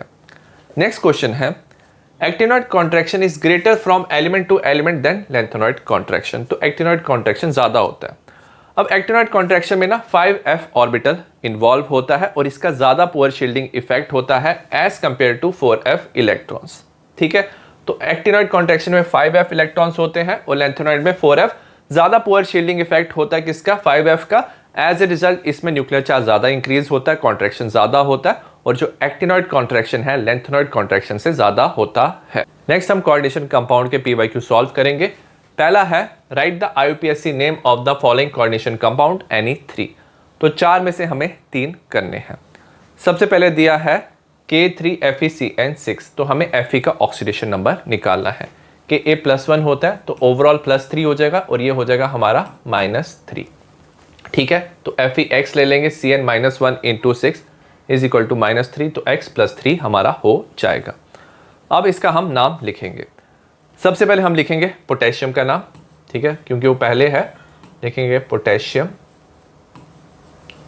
ठीक है, यहाँ पे 6 बार है ना, तो लिखेंगे हेक्सा, 6 लिखेंगे, और ये ना नेगेटिव चार्ज होता है तो एंड में O लगा देते हैं, तो ये हो जाएगा साइनाइडो। नेगेटिव लिगेंड में O लगा देते हैं और ओवरऑल नेगेटिव चार्ज है तो आयरन को हम एज ए फेरेट लिखेंगे, तो ये हो जाएगा फेरेट, ये हो जाएगा फेरेट 3। ठीक है, तो ये हमारा इसका नाम हो गया। नेक्स्ट Pt को हम लेते हैं X, En न्यूट्रल होता है, Cl-1 इंटू 2, ये +2, तो x+4 हो जाएगा। अल्फाबेटिकल ऑर्डर में लिखेंगे, तो पहले लिखेंगे डाई क्लोरिडो। ठीक है, क्योंकि नेगेटिव चार्ज होता है तो O लगेगा। C जो है पहले आता है, ये इथेन 1,2 डाई अमाइन है, तो इसे हम लिखते हैं बिस, क्योंकि 2 बार है। ब्रैकेट में इसे लिखते हैं इथेन 1,2 डाई अमाइन। ठीक है, तो ये इसका नाम हो गया। लास्ट में हम लिखेंगे, क्योंकि 2 है ना, तो प्लेटिनम हम लिखेंगे, यहाँ पे हम लिखेंगे platinum, platinum, and oxidation number क्या है यहाँ पे 4 है। ठीक है, ये हमने लिख दिया। नेक्स्ट हम देखेंगे, ये Cl का -1 है तो ओवरऑल ये +1 हो जाएगा। CO क्या X ले लेंगे, NH3 न्यूट्रल है 0, Cl-1, ONO नेगेटिव होता है -1, तो ओवरऑल ये +3 हो जाएगा। इसका नाम लिखेंगे, सबसे पहले हम अल्फाबेटिकल ऑर्डर में लिखेंगे, ये आएगा टेट्रा अमाइन। NH3 को अमाइन लिखते हैं, टेट्रा अमाइन, डबल M आएगा इसमें। फिर आ जाएगा हमारा क्लोरिडो। ठीक है, इसे हम लिखेंगे नाइट्राइटो, नाइट्राइटो O, क्योंकि एम्बिडेंटेड है, O वाली तरफ से इलेक्ट्रॉन डोनेट कर रहा है, तो नाइट्राइटो O हो जाएगा। क्योंकि ये पॉजिटिव चार्ज है तो इसे कोबाल्ट ही लिखेंगे हम, कोबाल्ट 3, ऑक्सीडेशन नंबर 3 है, और बाद में हम लिख देंगे क्लोराइड। ठीक है, अब इसका नाम लिखेंगे, ये क्या हो जाएगा, 4 है ना, तो इसमें लिखेंगे टेट्रा हाइड्रोक्सीडो, क्योंकि नेगेटिव चार्ज है, टेट्रा हाइड्रोक्सीडो। अगर आप ऑक्सीडेशन नंबर पता करना चाहते हो X-1 इंटू 4 -2, तो ये +2 हो जाएगा। इसे क्योंकि नेगेटिव है तो इसे लिख देंगे हम जिंकेट, 8 लग जाएगा। ठीक है, ऑक्सीडेशन नंबर क्या है 2 है, और जहां पे क्या होता है चार्ज होता है तो इसमें आयन लिख देते हैं, तो यहाँ पे हम आयन लिख देंगे, और साथ में हम यहाँ पे भी क्या कर देंगे, आयन लिख देंगे। तो ये हमारा क्या हो जाएगा, IUPAC नेम हो जाएगा इन कंपाउंड्स का। क्वेश्चन नंबर 2 है draw the geometrical isomer of the given complex, 3 marks का क्वेश्चन है। हमें दिया है PTNH3 twice Cl2 2+, इसका हमें ज्योमेट्रिकल आइसोमेरिज्म शो करना है। अब याद रखना ये ना स्क्वायर प्लानर होता है। अगर सपोज हमारा एक लिगेंड जैसे NH3 एक ही तरफ प्रेजेंट है, ठीक है, और Cl एक ही तरफ प्रेजेंट है, तो इस आइसोमर को हम क्या कहते हैं, सिस आइसोमर कहते हैं। ठीक है, तो ये एक ज्योमेट्रिकल आइसोमर है। और अगर सपोज NH3 यहाँ पे है, दूसरा NH3 यहाँ पे है, एक Cl यहाँ पे है, इसके अपोजिट दूसरा Cl प्रेजेंट है, तो इस आइसोमर को हम ट्रांस आइसोमर कहेंगे। तो ये इसके 2 ज्योमेट्रिकल आइसोमर्स होते हैं। बी है write the electronic configuration of D5 ion if delta not is less than P। Delta not क्या होता है, क्रिस्टल फील्ड स्प्लिटिंग एनर्जी जो है वो लेस है as compare to pairing energy. तो according to crystal field theory जो octahedral complex है वो दो एनर्जी लेवल में डिवाइड होते हैं। तो डी ऑर्बिटल दो एनर्जी लेवल में डिवाइड होता है, एक T2G और एक EG। T2G में क्या होते हैं, 3 ऑर्बिटल होते हैं और EG में 2 ऑर्बिटल होते हैं। और हमारा जो डेल्टा नॉट है जो क्रिस्टल फील्ड स्प्लिटिंग एनर्जी है वो लेस है as compare to pairing energy. हमें कितने इलेक्ट्रॉन फिल करने हैं, 5 इलेक्ट्रॉन फिल करने हैं। सबसे पहले ना 3 इलेक्ट्रॉन यहाँ पे चले जाएंगे, 1 2 3। अब 4th इलेक्ट्रॉन कहाँ पे जाएगा, अब 4th इलेक्ट्रॉन ना T2G पे नहीं जा पाएगा क्योंकि यहाँ पे क्या होगा, रिपल्शन होगा। इस रिपल्शन को ओवरकम करने के लिए हमें जो एनर्जी चाहिए उसे हम पेयरिंग एनर्जी कहते हैं। बट ओवरऑल जो हमारे पास एनर्जी है क्रिस्टल फील्ड स्प्लिटिंग एनर्जी वो पेयरिंग एनर्जी से कम है, तो इलेक्ट्रॉन यहाँ पे नहीं जा पाता है। सो एज ए रिजल्ट जो इलेक्ट्रॉन्स है वो EG में चले जाते हैं। ठीक है, और हमारी जो इलेक्ट्रॉनिक कन्फिग्रेशन हो जाता है वो हो जाता है T2G3 EG2। तो जब हमारा D5 आयन है और crystal field splitting energy pairing energy से कम है तो हमारा इलेक्ट्रॉनिक कन्फिग्रेशन T2G3 EG2 हो जाता है। सी है what is ambidentate ligand. Ambidentate ligand में 2 डोनर एटम होते हैं और किसी भी डोनर एटम से वो अटैच कर सकता है सेंट्रल मेटल एटम को। तो ambidentate ligand are those ligand which can attach themselves to the other central metal atom through 2 different atom. तो 2 डिफरेंट एटम से वो अटैच कर सकता है, बट एट ए टाइम ये एक ही एटम से अटैच करेगा। जैसे NO2 है ग्रुप, ये अपने आप को अटैच कर सकता है सेंट्रल एटम से नाइट्रोजन से, या ये अटैच कर सकता है ऑक्सीजन से, तो इसे हम एम्बिडेंटेड लिगेंड कहते हैं। क्वेश्चन नंबर 3 है answer any 5 of the following. हमें ना 7 ऑप्शन दिए, हमें 5 आंसर करने हैं, 5 मार्क्स का क्वेश्चन है। How is the crystal field splitting energy for octahedral complex related to that of tetrahedral complex delta t. तो हमें डेल्टा नॉट और डेल्टा टी का रिलेशनशिप बताना है, बट इनमें क्या होना चाहिए, लिगेंड जो है वो सेम होने चाहिए। तो याद रखना जो डेल्टा टी होता है crystal field splitting energy for tetrahedral complex is 4/9 of delta not. ठीक है, ये चीज आपको याद रखनी है। जब लिगेंड्स क्या है, सेम होते हैं, तो टेट्राहेड्रल कॉम्प्लेक्स की splitting energy is equal to 4/9 of splitting energy of octahedral complex. B part है write the IUPAC name of the following complex. हमें कॉम्प्लेक्स दिया, इसका हमें नाम बताना है। सबसे पहले ऑक्सीडेशन नंबर निकालेंगे। NO3 क्या होता है, -1 होता है, ये 2 है, तो ये +2 हमारा हो जाएगा। ठीक है, तो ये X Cl-1 En0 होता है +2, तो ये +4 हो जाएगा। इसका नाम लिखेंगे, इसका नाम लिखेंगे डाइक्लोरिडो, ये हो जाएगा हमारा डाइक्लोरिडो। ठीक है, ये लिखेंगे बिस इथेन 1,2 डाइअमाइन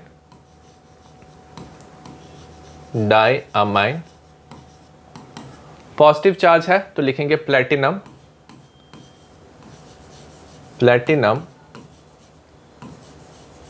ऑक्सीडेशन नंबर 4 है, और नीचे NO3 क्या होता है, नाइट्रेट होता है। ठीक है, तो ये इसका क्या हो जाएगा, IUPAC नेम हो जाएगा। सी है write the geometrical and magnetic behaviour of the complex. हमें दिया NiCO4 on the basis of valence bond theory. तो हमें इसका ज्योमेट्रिकल और मैग्नेटिक बिहेवियर बताना है। सबसे पहले ये CO जो है ये क्या होता है, न्यूट्रल होता है, ये ओवरऑल न्यूट्रल है, तो ऑक्सीडेशन नंबर Ni का 0 होगा, तो ये ग्राउंड स्टेट में ही प्रेजेंट होगा। 3D8 4s2 में ये प्रेजेंट होगा। तो हम लिख लेते हैं 1 2 3 4 5 6 7 8, ये 8 इलेक्ट्रॉन्स हैं, यहाँ पे 2 इलेक्ट्रॉन्स हैं। अब जो CO होता है ना, ये स्ट्रॉन्ग लिगेंड होता है, ये इलेक्ट्रॉन्स की पेयरिंग करता है, तो सारे इलेक्ट्रॉन्स एक तरफ क्या हो जाएंगे, पेयर्ड हो जाएंगे। ठीक है, तो हमारे कितने इलेक्ट्रॉन्स हैं, यहाँ पे 10 है, तो हमारे सारे इलेक्ट्रॉन्स यहाँ पे क्या हो जाएंगे, पेयर्ड हो जाएंगे। ठीक है, और उसके बाद वाले ऑर्बिटल में जो CO होगा वो इलेक्ट्रॉन पेयर डोनेट करेगा, बॉन्डिंग बनाएगा। तो यहाँ पे 4 है, तो ये अगले 4 जो ऑर्बिटल हैं इसमें ये क्या करेगा, इलेक्ट्रॉन पेयर ये डोनेट करेगा। ठीक है, तो यहाँ पे इलेक्ट्रॉन पेयर डोनेट किया, किसमें किया, एक S और 3 P में डोनेट किया इलेक्ट्रॉन पेयर CO ने, तो हाइब्रिडाइजेशन हो गई हमारी sp3।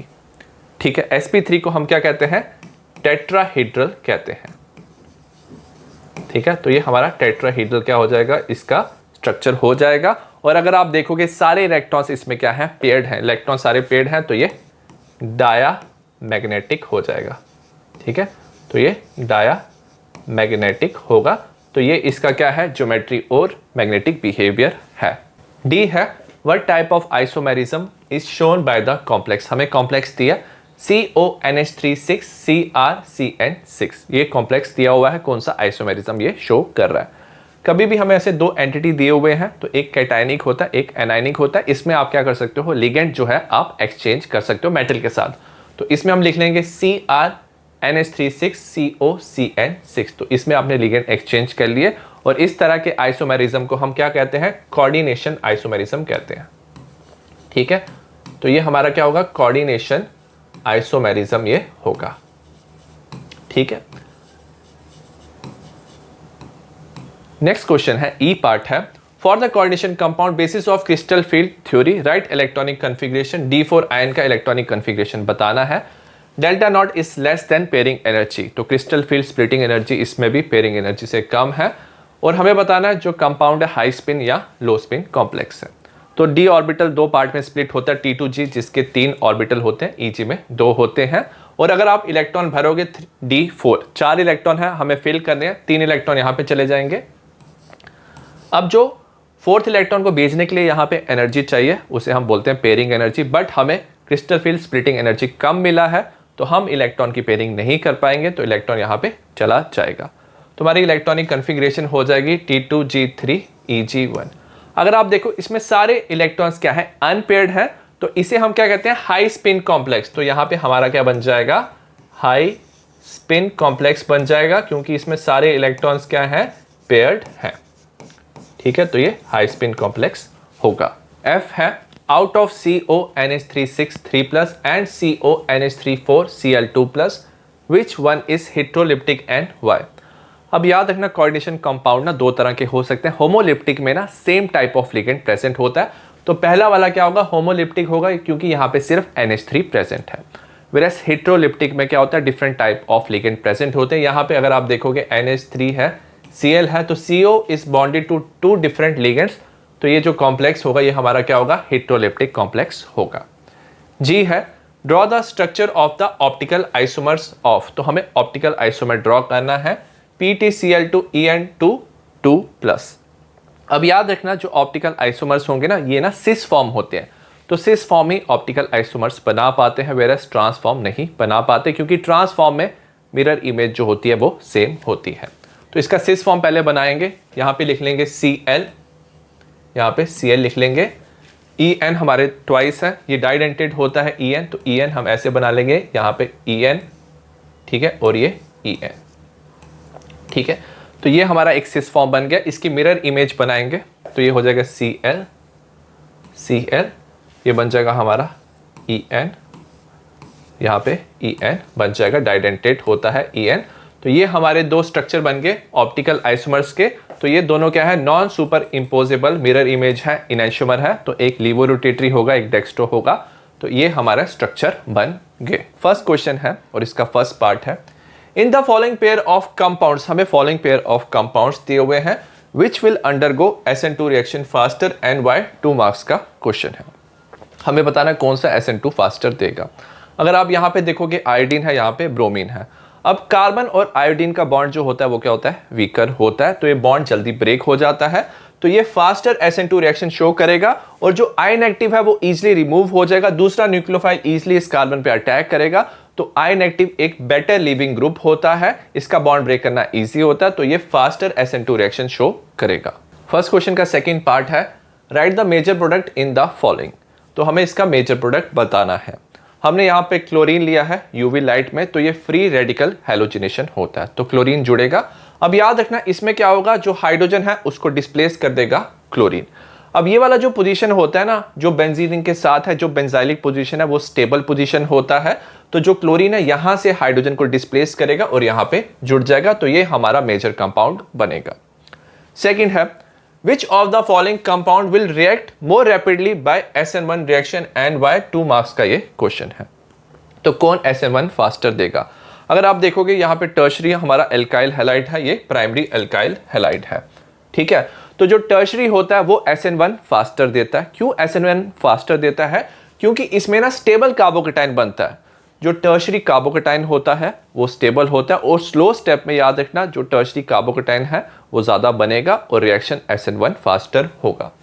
बी पार्ट है सेकंड क्वेश्चन का, arrange the following compound in increasing order of their boiling point. तो हमें increasing order of boiling point में अरेंज करना।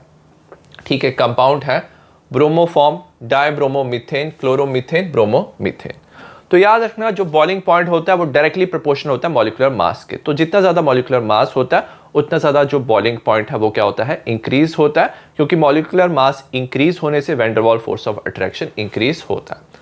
तो सबसे कम होगा क्लोरोमीथेन का CH3Cl, उसके बाद ब्रोमोमीथेन का। तो क्लोरीन की जगह यहाँ पे Br है, मास इंक्रीज हो रहा है तो बॉइलिंग पॉइंट इंक्रीज हो रहा है। यहाँ पे डाइब्रोमोमीथेन है, 2 Br2 है यहाँ पे, तो मास इसका ज्यादा है इस कंपाउंड से, तो बॉइलिंग पॉइंट और इंक्रीज होगा।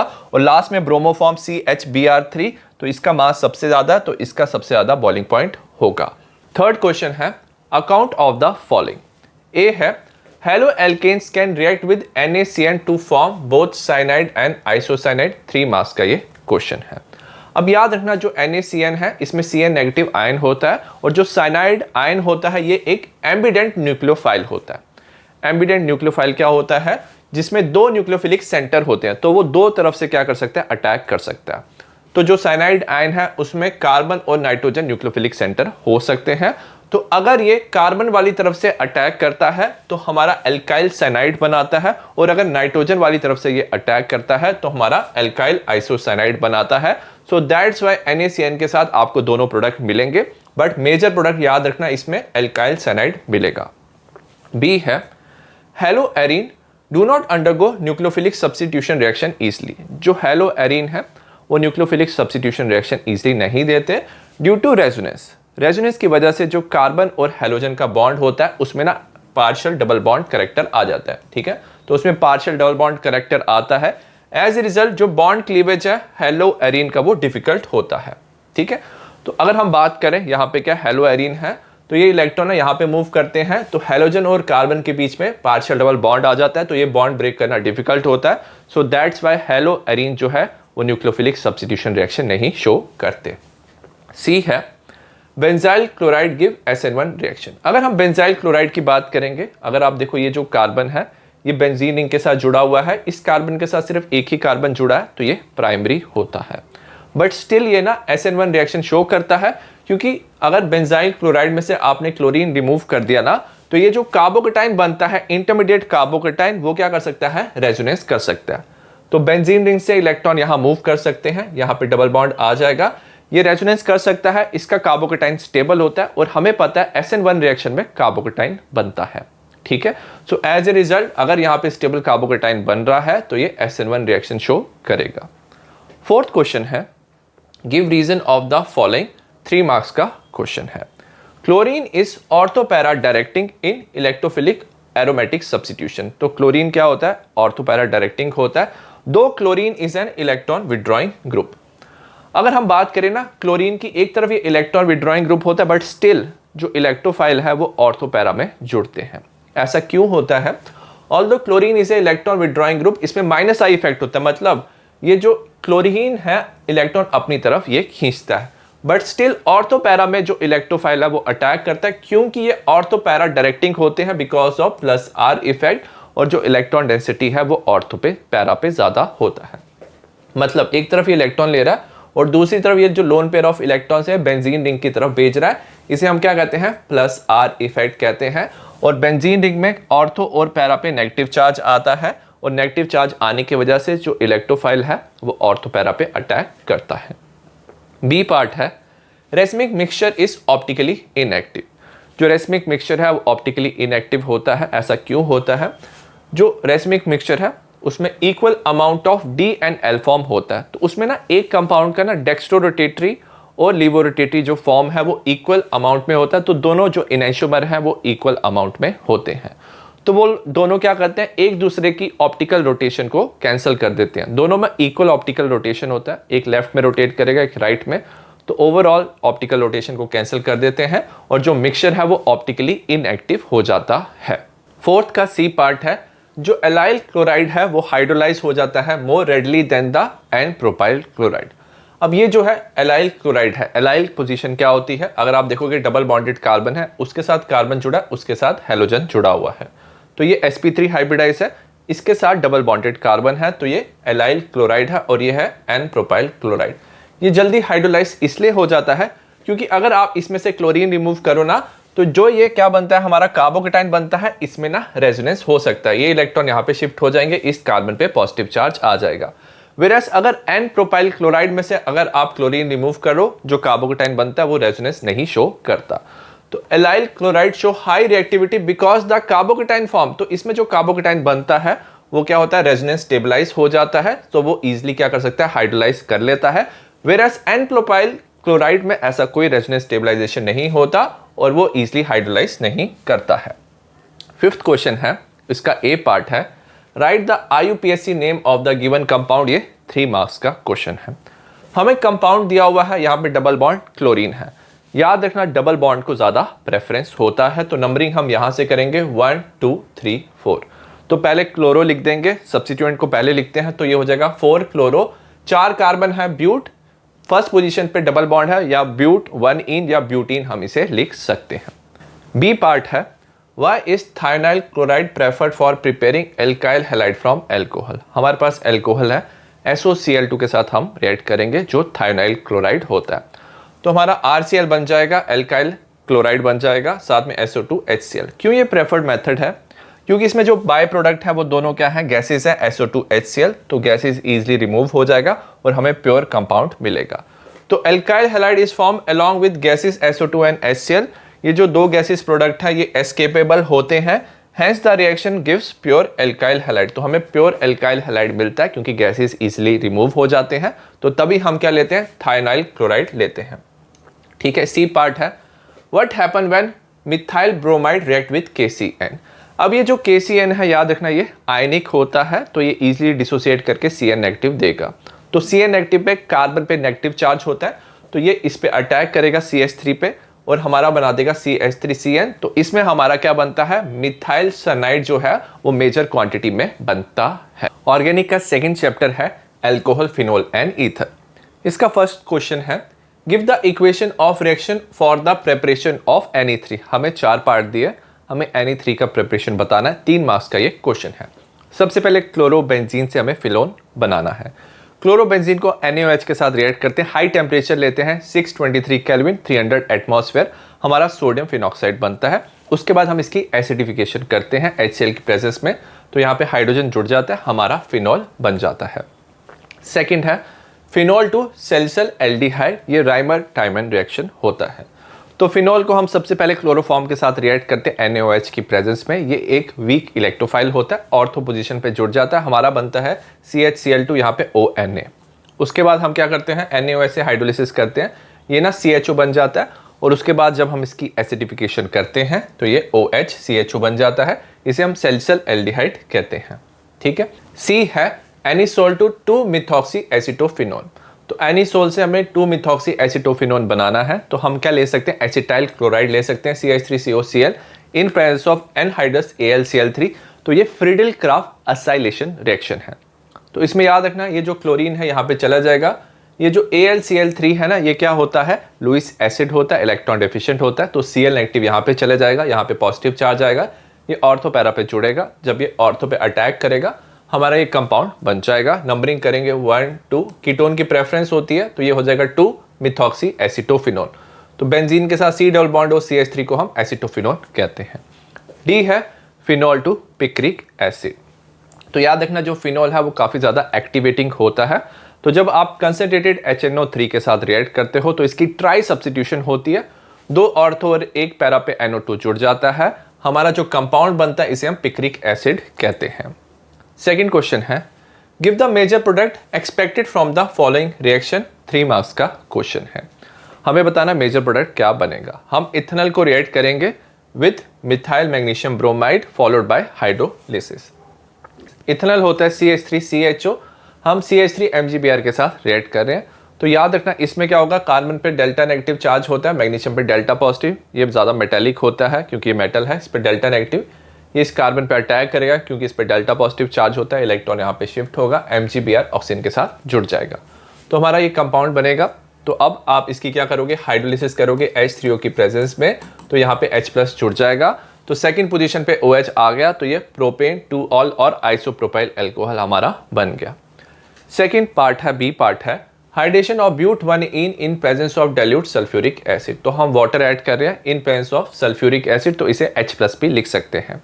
ठीक है, तो जब हम हाइड्रेशन करते हैं ना एल्कीन का, तो जो OH नेगेटिव है वो according to Markovnikov rule add होता है, वो उस कार्बन पे जुड़ेगा which has less number of hydrogen in double bond. तो जो OH नेगेटिव है इस कार्बन पे जुड़ेगा, H यहाँ पे जुड़ेगा, हमारा ब्यूटेन 2-ऑल बनेगा।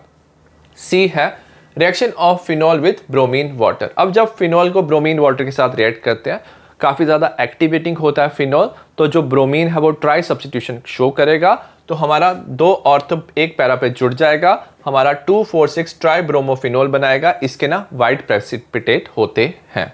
क्वेश्चन नंबर 3 है, right chemical equation for the following reaction do any 3। हमें 4 पार्ट दिए हुए हैं, हमें 3 पार्ट करने हैं, ये 3 मार्क्स के हैं। ए पार्ट है हाइड्रोबोरेशन ऑक्सीडेशन रिएक्शन। इसमें हम क्या लेते हैं, हम ना कोई भी एल्कीन लेते हैं, यहाँ पे हमने प्रोपीन लिया, साथ में हम डाइबोरेन लेते हैं। ये ना एंटी मार्कोनिकॉफ एडिशन होता है। तो इसमें ना BH2 नेगेटिव ना इस कार्बन पे जुड़ता है which has more number of hydrogen in double bond, तो इसके साथ BH2 जुड़ेगा, इसके साथ हाइड्रोजन जुड़ेगा, हमारा प्रोपाइल बोरेन बनेगा। हमने अनदर एल्कीन लिया, हमने अनदर प्रोपीन लिया, तो BH नेगेटिव ना इस पे अटैक करता है, H+ इसके साथ जुड़ता है, हमारा डाई प्रोपाइल बोरेन बनता है। हमने अनदर प्रोपीन लिया, फिर B नेगेटिव इस पे अटैक करेगा, हमारा ट्राई प्रोपाइल बोरेन बनेगा। इसके बाद हम इसकी ऑक्सीडेशन करते हैं, H2O2 hydrogen peroxide OH negative in presence of water, हमारा प्रोपेन ऑल बनता है। ये एंटी मार्कोनिकॉफ रूल फॉलो करता है। बी पार्ट है विलियमसन सिंथेसिस। जो एल्काइल हैलाइड है उसको हम रेड करते हैं सोडियम एल्कोक्साइड के साथ। तो जैसे हमने क्या लिया, यहाँ पे सोडियम इथॉक्साइड लिया और एल्काइल हैलाइड में इथाइल क्लोराइड लिया, इस पे नेगेटिव चार्ज होता है, तो ये इस पे अटैक करता है, SN2 मैकेनिज्म से अटैक होता है। बट हम मेक श्योर करते हैं जो एल्काइल हैलाइड है वो क्या होना चाहिए, प्राइमरी होना चाहिए। इसमें हम ना सिमेट्रिकल अनसिमेट्रिकल ईथर बना सकते हैं, मतलब जो R ग्रुप है दोनों सेम भी हो सकते हैं, डिफरेंट भी हो सकते हैं। हमारा यहाँ पे बन जाएगा C2H5O C2H5 इथॉक्सी इथेन बन जाएगा, साथ में NaCl बन जाएगा। C है Friedel craft alkylation of anisole. Anisole में क्या होता है, बेंजीन के साथ OCH3 ग्रुप प्रेजेंट होता है, ऑक्सीजन पे लोन पेयर ऑफ इलेक्ट्रॉन्स होते हैं।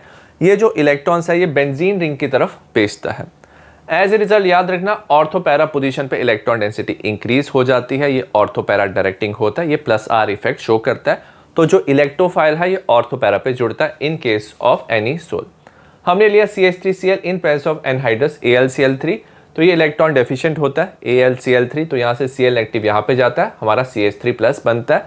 ये जो CH3+ है ये ऑर्थोपैरा पे जुड़ जाता है, तो हमारा बन जाता है यहाँ पे देखोगे 2-मिथॉक्सी टॉलिन बन जाएगा। ठीक है, बेंजीन के साथ CH3 टॉलिन होता है और ये बन जाएगा 4-मिथॉक्सी टॉलिन, 1 2 3 4 4-मिथॉक्सी टॉलिन।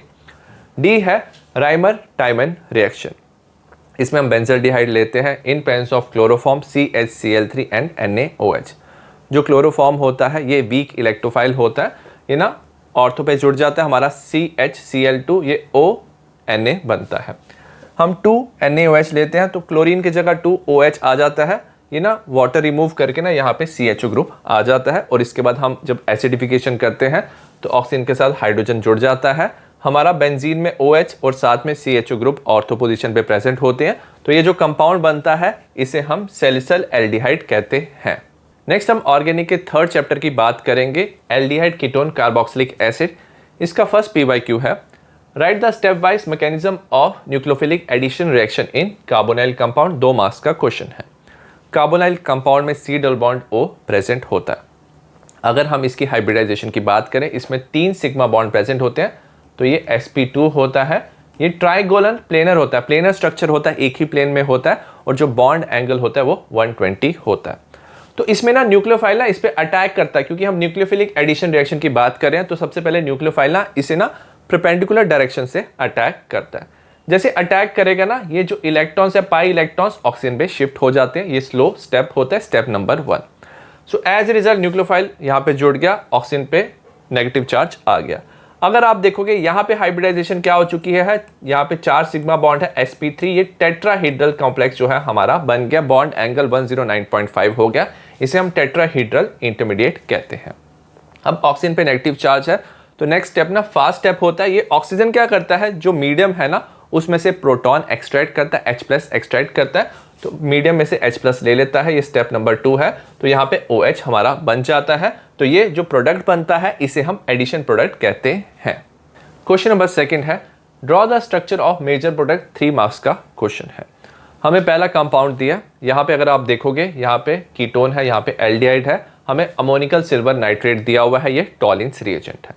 हमें पता है जो टॉलिन्स रिएजेंट है ये एल्डिहाइड को ऑक्सीडाइज कर देता है, कीटोन को ऑक्सीडाइज नहीं करता, तो इसमें जो CHO एल्डिहाइड है वो ऑक्सीडाइज हो जाएगा, ये COO नेगेटिव बनाएगा और साथ में हमें सिल्वर मिरर मिलेगा, हमें Ag मिलेगा, NH3 और H2 भी मिलेगा।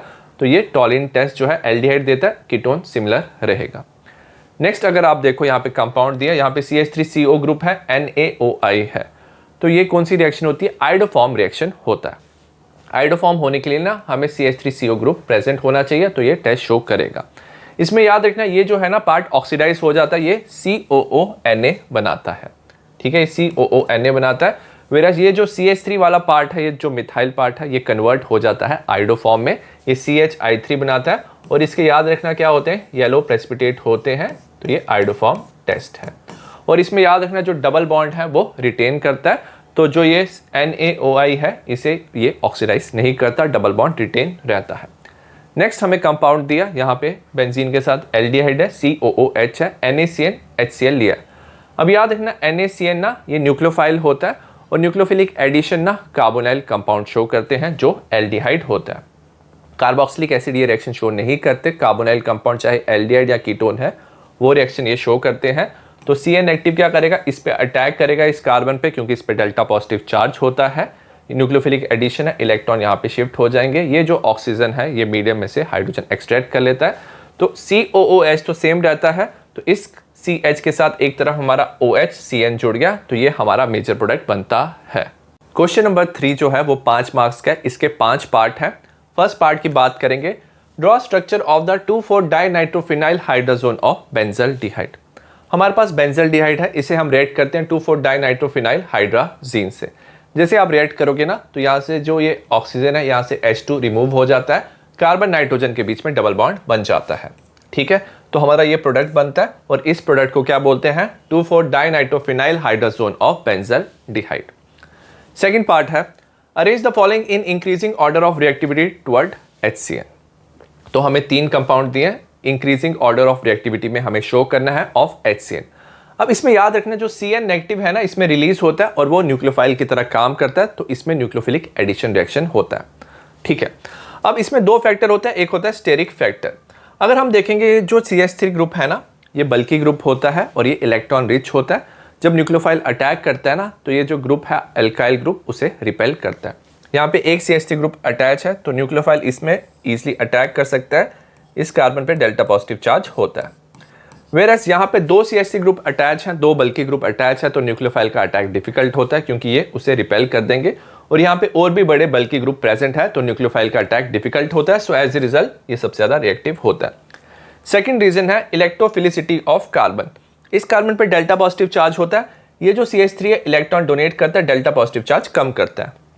यहाँ पे 2 CH3 हैं तो ज्यादा इलेक्ट्रॉन डोनेट करेंगे, डेल्टा पॉजिटिव चार्ज और कम करेंगे, और यहाँ पे और बड़ा ग्रुप है तो डेल्टा पॉजिटिव चार्ज यहाँ पे ज्यादा कम हो जाता है। So as a result delta positive charge यहाँ पे सबसे ज्यादा है, तो न्यूक्लियोफाइल का जो अटैक है यहाँ पे सबसे ज्यादा इजी होता है, तो ये increasing order of reactivity. Third part है how can you convert phenyl magnesium bromide to benzoic acid. हमारे पास फिनाइल मैग्नीशियम ब्रोमाइड है, ये ग्रिग्नॉट रिएजेंट होता है, इस पे मैग्नीशियम पे डेल्टा पॉजिटिव और इस कार्बन पे डेल्टा नेगेटिव चार्ज होता है क्योंकि जो मैग्नीशियम है वो मेटेलिक होता है। इसमें हम ड्राई आइस लेते हैं, ड्राई आइस क्या होता है CO2 होता है। कार्बन पे डेल्टा पॉजिटिव चार्ज होता है यहाँ पे, तो ये जो कार्बन है ना ये इस पे अटैक करेगा क्योंकि इस पे डेल्टा नेगेटिव है, डेल्टा पॉजिटिव पे अटैक करेगा, इलेक्ट्रॉन्स ऑक्सीजन पे शिफ्ट हो जाएंगे। अब ये जो ऑक्सीजन है ये MgBr के साथ जुड़ जाएगा, हमारा C double bond O MgBr बनेगा। इसके आप हाइड्रोलिसिस करते हो तो O नेगेटिव के साथ हाइड्रोजन जुड़ जाता है, हमारा बेंजोइक एसिड बन जाता है। फोर्थ पार्ट है give a simple chemical test to distinguish between benzaldehyde and ethanal. Benzaldehyde and ethanal दोनों एल्डिहाइड होते हैं। अगर हम बात करें इथेनॉल की ना, इथेनॉल होता है CH3C डबल बॉन्ड OH। ये ना आयोडोफॉर्म टेस्ट शो करता है, क्योंकि इसमें क्या होता है, इथेनॉल में अगर बात करें CH3C double bond O group present होता है, तो अगर ये ग्रुप प्रेजेंट है तो आयोडोफॉर्म ये टेस्ट शो करता है। NaOH प्लस I2 हम लेते हैं आयोडोफॉर्म टेस्ट में, ठीक है। तो ये वाला जो पार्ट है ये ऑक्सीडाइज हो जाता है HCOONA, और जो CH3 पार्ट है ये क्या बना देता है CHI3, ये आयोडोफॉर्म बनाता है और इसके येलो प्रेसिपिटेट होते हैं। तो अगर येलो प्रेसिपिटेट शो कर रहा है तो वो शो करता है प्रेजेंस ऑफ इथेनॉल। फिफ्थ है right main product of the following reaction. हमें रिएक्शन दिया, इसका मेन प्रोडक्ट बताना है। अगर आप देखोगे ये जो कंपाउंड है यहाँ पे क्या है, कीटोन ग्रुप है, और यहाँ पे क्या है, एस्टर है COOC2H5। हमने NaBH4 लिया प्लस H+। अब ये NaBH4 ना माइल्ड रिड्यूसिंग एजेंट होता है, एल्डिहाइड और कीटोन को रिड्यूस करता है, वेरएज एस्टर को ये रिड्यूस नहीं करता। तो अगर आप देखोगे ये जो कीटोन है ये वाला क्या हो जाएगा, रिड्यूस हो जाएगा, ये अल्कोहल बना देगा, वेरएज जो एस्टर पार्ट है वो सेम रहेगा, तो हमारा ये प्रोडक्ट बन जाएगा। नेक्स्ट है क्वेश्चन नंबर 4। ये 3 मार्क्स का, इसका ए पार्ट है, give chemical test to distinguish between the following pair of compound. तो हमें फॉलोइंग पेयर ऑफ कंपाउंड को टेस्ट से डिस्टिंग्विश करना है। पहला पेयर है फिनॉल एंड बेंजोइक एसिड। जो बेंजोइक एसिड है ये बाइकार्बोनेट टेस्ट देता है, तो हम इसे ना सोडियम बाइकार्बोनेट के साथ रिएक्ट करते हैं, तो ये बना देता है सोडियम बेंजोएट। अब इसमें क्या होता है, CO2 गैस है वो क्या होती है, रिलीज होती है, प्लस H2O बनता है। अब सोल्यूशन में क्या होता है, जो बबल्स हैं CO2 के बनते हैं, इसे हम कहते हैं ब्रिस्क एफरवेसेंस ऑफ CO2, और ये शो करता है presence of carboxylic acid which is benzoic acid. Second है, हमें डिस्टिंग्विश करना है प्रोपेनॉल एंड प्रोपेनॉन। जो प्रोपेनॉल है वो क्या है, एल्डिहाइड है, और ये क्या है, कीटोन है। जो एल्डिहाइड होता है ये इजीली ऑक्सीडाइज हो जाता है, माइल्ड ऑक्सीडाइजिंग एजेंट जैसे टॉलिन और फेलिंग सोल्यूशन। तो हम क्या ले सकते हैं, प्रोपेनॉल लेते हैं, इसे हम अमोनिकल सिल्वर नाइट्रेट के साथ ऑक्सीडाइज कर सकते हैं, वो क्या होता है, टॉलिन्स रिएजेंट होता है। तो AgNH3 ट्वाइस प्लस, ये ना साथ में हम अल्कलाइन मीडियम लेते हैं, तो ये क्या होता है, ऑक्सीडाइज हो जाता है। कीटोन इसमें ऑक्सीडाइज नहीं होता है, तो ये ऑक्सीडाइज होके CH3CH2COO नेगेटिव बनाता है। साथ में जो सिल्वर प्रोड्यूस होता है इसे हम सिल्वर मिरर कहते हैं, और ये शो करता है प्रेजेंस ऑफ प्रोपेनॉल, ठीक है। फोर्थ का बी पार्ट है, which one of the given compound is stronger acid and why. हमें 2 कंपाउंड दिए, हमें बताना कौन सा स्ट्रॉन्गर एसिड है। याद रखना इसमें ना दोनों में फ्लोरीन अटैच है, और जो फ्लोरीन है वो इलेक्ट्रॉन विड्रॉइंग ग्रुप होता है। जो इलेक्ट्रॉन विड्रॉइंग ग्रुप है वो इलेक्ट्रॉन अपनी तरफ खींचता है। COOH में क्या होता है, जो OH होता है उसकी जो पोलैरिटी इंक्रीज करता है और एसिडिक स्ट्रेंथ इंक्रीज करता है। अगर पहले वाले कंपाउंड की बात करेंगे, यहाँ पे जो फ्लोरीन है इस कार्बन पे जुड़ा है, और सेकंड वाले में यहाँ पे जुड़ा है। यहाँ पे अगर आप देखोगे जो फ्लोरीन है that is nearest to COOH, तो ये ज़्यादा इलेक्ट्रॉन अपनी तरफ खींच सकता है, क्योंकि ये इससे नियर है, यहाँ पे ये दूर है, तो ज़्यादा इलेक्ट्रॉन अपनी तरफ खींचेगा, माइनस आई इफेक्ट इसमें ज़्यादा होगा, और एसिडिक स्ट्रेंथ भी जो है इसमें ज़्यादा होगा। नेक्स्ट है क्वेश्चन नंबर 5। इसमें दिया account for the following. First part है oxidation of aldehyde is easier as compare to ketone. ये 5 मार्क्स का टोटल क्वेश्चन है। अब एल्डिहाइड क्या होता है, RCHO होता है, कीटोन होता है RC डबल बॉन्ड OR। अब एल्डिहाइड की ऑक्सीडेशन इसलिए इजी होती है क्योंकि एल्डिहाइड में ना कार्बन के साथ हाइड्रोजन होता है, ये जो हाइड्रोजन है ये इजीली ऑक्सीडाइज हो जाता है, वेरस कीटोन में ना इस कार्बन के साथ कोई हाइड्रोजन नहीं होता। तो अगर आपको कीटोन को ऑक्सीडाइज करना है तो आपको स्ट्रॉन्ग कंडीशन लेना पड़ता है, हाई टेम्परेचर लेना पड़ता है, ये बॉन्ड जो है वो ब्रेक हो जाता है और मिक्सचर ऑफ एसिड मिलता है। So ketone does not contain any hydrogen attach to carbonyl group C double bond O group, and hence oxidation of aldehyde is easier than ketone. तो कीटोन में इस कार्बन के साथ कोई हाइड्रोजन नहीं होता, so as a result aldehyde easily oxidise हो जाता है। सेकेंड पार्ट है the alpha hydrogen atom of aldehyde are acidic in nature. Suppose हमारे पास एल्डिहाइड है, इसके साथ वाला जो कार्बन होता है इसे हम अल्फा कार्बन कहते हैं, तो फंक्शन ग्रुप के साथ वाले कार्बन को अल्फा कार्बन कहते हैं, और इसके साथ जो हाइड्रोजन जुड़ा है वो अल्फा हाइड्रोजन होता है। ये जो हाइड्रोजन है ये एसिडिक होता है, मतलब ये इजिली रिमूव हो जाता है। इसके 2 रीजन है। सबसे पहले प्रेजेंस ऑफ कार्बोनाइल ग्रुप, ये इलेक्ट्रॉन विड्रॉइंग ग्रुप होता है, तो जो C डबल बॉन्ड O है ना ये इलेक्ट्रॉन विड्रॉइंग ग्रुप है, इलेक्ट्रॉन अपनी तरफ खींचता है, तो एज ए रिजल्ट क्या होता है, इस कार्बन और हाइड्रोजन में ना पोलैरिटी इंक्रीज होती है, क्योंकि इलेक्ट्रॉन अपनी तरफ खींच रहा है, पोलैरिटी इंक्रीज होने की वजह से ये एसिडिक होता है। सेकंड रीजन क्या है, resonance stabilization of the anion. जब आपने इसमें से हाइड्रोजन रिमूव कर दिया, सपोज बेस है उसने हाइड्रोजन रिमूव कर दिया, तो क्या होता है, इस कार्बन पे नेगेटिव चार्ज आता है। इसे हम कॉन्जुगेट बेस भी कहते हैं। अगर ये एसिड है, H+ रिमूव कर दिया तो ये कॉन्जुगेट बेस होता है। अब इसमें अगर आप देखोगे ये इलेक्ट्रॉन यहाँ पे जा सकते हैं डबल बॉन्ड, ये इलेक्ट्रॉन यहाँ पे नेगेटिव चार्ज आएगा, तो इसमें रेजोनेंस स्टेबलाइजेशन होता है। तो अगर फॉरवर्ड डायरेक्शन जो है प्रोडक्ट स्टेबल बन रहा है तो रिएक्शन फॉरवर्ड डायरेक्शन में होता है और एसिडिक स्ट्रेंथ इंक्रीज होता है। सो दैट्स वाई जो अल्फा हाइड्रोजन एटम है एल्डिहाइड का, वो क्या होता है, एसिडिक होता है। सेकेंड है अरेंज फॉलोइंग। पहला है decreasing reactivity towards nucleophilic addition reaction. तो न्यूक्लियोफिलिक एडिशन में डिक्रीजिंग रिएक्टिविटी पे हमें अरेंज करना है। सबसे पहले याद रखना हो जाएगा हमारा प्रोपेनल। प्रोपेनल जो है वो सबसे ज़्यादा रिएक्टिव है क्योंकि इस पे कार्बन पे डेल्टा पॉजिटिव चार्ज होता है, स्टेरिक हिंड्रेंस कम है और इजीली न्यूक्लियोफाइल अटैक कर सकता है। सेकंड आता है हमारा यहाँ पे ये कीटोन एसीटोन। इसमें भी क्या होता है, न्यूक्लियोफाइल अटैक करता है बट ये इलेक्ट्रॉन डोनेटिंग ग्रुप है, ये डेल्टा पॉजिटिव चार्ज को कम करते हैं। एज ए रिजल्ट जो एसीटोन है प्रोपेनल से कम क्या होता है, रिएक्टिव होता है। और सबसे कम रिएक्टिव होगा बेंजल्डिहाइड। बेंजल्डिहाइड कम रिएक्टिव इसलिए होता है क्योंकि इसमें ना रेजोनेंस हो सकता है, ये इलेक्ट्रॉन यहाँ पे मूव कर सकते हैं, यहाँ पे ये इलेक्ट्रॉन मूव कर सकते हैं बिकॉज ऑफ -R इफेक्ट। तो कार्बन पे जो डेल्टा पॉजिटिव चार्ज है क्योंकि इलेक्ट्रॉन यहाँ से भी मिल रहे हैं वो सबसे ज़्यादा कम होता है। सो एज ए रिजल्ट ये न्यूक्लियोफिलिक एडिशन रिएक्शन जो बेंजल्डिहाइड है वो सबसे कम शो करता है। सेकेंड है हमें अरेंज करना है increasing order of boiling point. हमें दिया प्रोपेन दिया जो हाइड्रोकार्बन है, इथेनॉल एल्कोहल दिया, डाइमिथाइल ईथर ईथर दिया हुआ है, प्रोपेनल एल्डिहाइड दिया हुआ है। सबसे कम बॉइलिंग पॉइंट ना याद रखना किसका होता है, हाइड्रोकार्बन का होता है। उसमें कोई पोलैरिटी नहीं होती है तो इसमें सिर्फ van der Waals force of attraction होता है। तो अगर हम बात करें प्रोपेन का सबसे कम बॉइलिंग पॉइंट है। उससे ज़्यादा याद रखना ईथर का होता है, डाइमिथाइल ईथर। इसमें लो पोलैरिटी होती है और इसमें ना डाइपोल डाइपोल इंटरेक्शन होता है। उसके बाद आता है हमारा प्रोपेनल।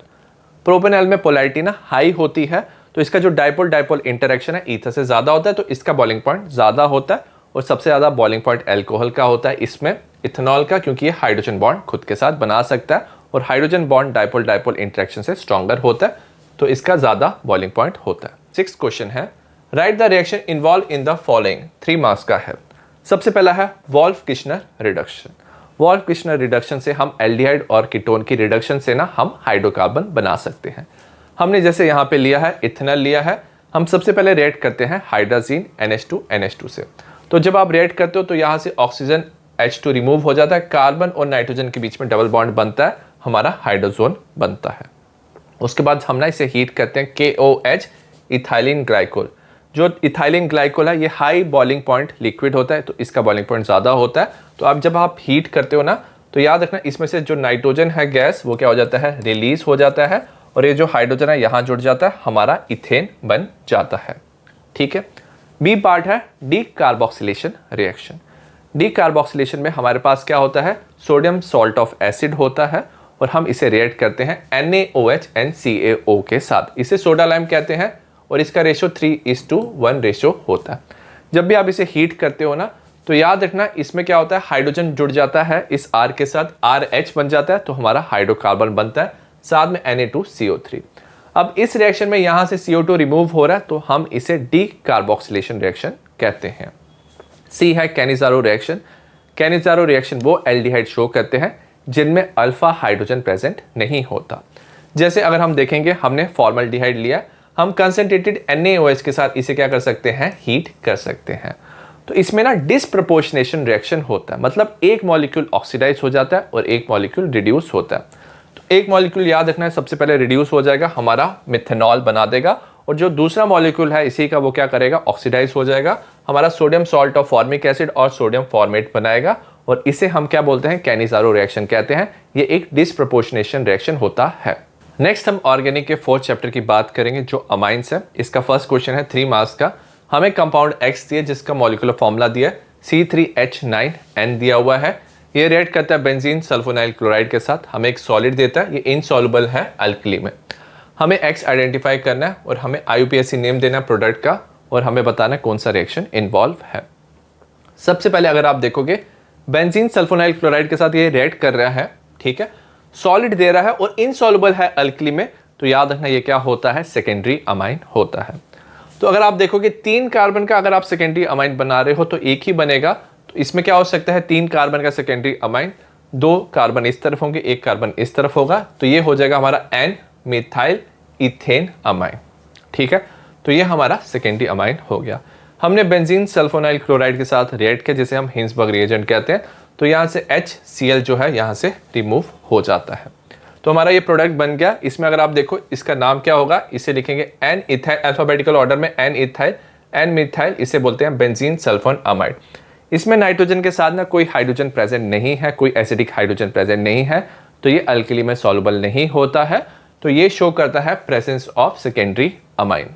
सेकेंड क्वेश्चन है 5 मार्क्स का, इसका फर्स्ट पार्ट है व्हाट इज हिंसबर्ग रिएजेंट। तो इसमें क्या होता है, बेंजीन के साथ SO2Cl, बेंजीन सल्फोनाइल क्लोराइड को हम हिंसबर्ग रिएजेंट कहते हैं। ये प्राइमरी, सेकेंडरी, टर्शरी अमाइन को डिस्टिंग्विश करने में हेल्प करता है। सेकंड है increasing order of basic strength in gaseous face. हमें 3 दिए हुए हैं कंपाउंड, तो increasing order of basic strength में हमें अरेंज करना है। अगर आप देखो ये प्राइमरी है, ये टर्शरी है, ये सेकेंडरी है। तो गैसियस फेस में ना सिर्फ याद रखना प्लस आई इफेक्ट होता है। तो ये जो R ग्रुप है ये इलेक्ट्रॉन डोनेटिंग ग्रुप होता है।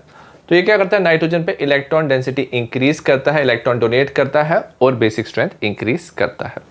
अगर आप देखोगे प्राइमरी की सबसे कम है, देन सेकेंडरी, क्योंकि सेकेंडरी में 2 C2H5 ग्रुप है, वो इलेक्ट्रॉन ज्यादा डोनेट करते हैं, तो सेकेंडरी प्राइमरी से ज्यादा बेसिक होगा।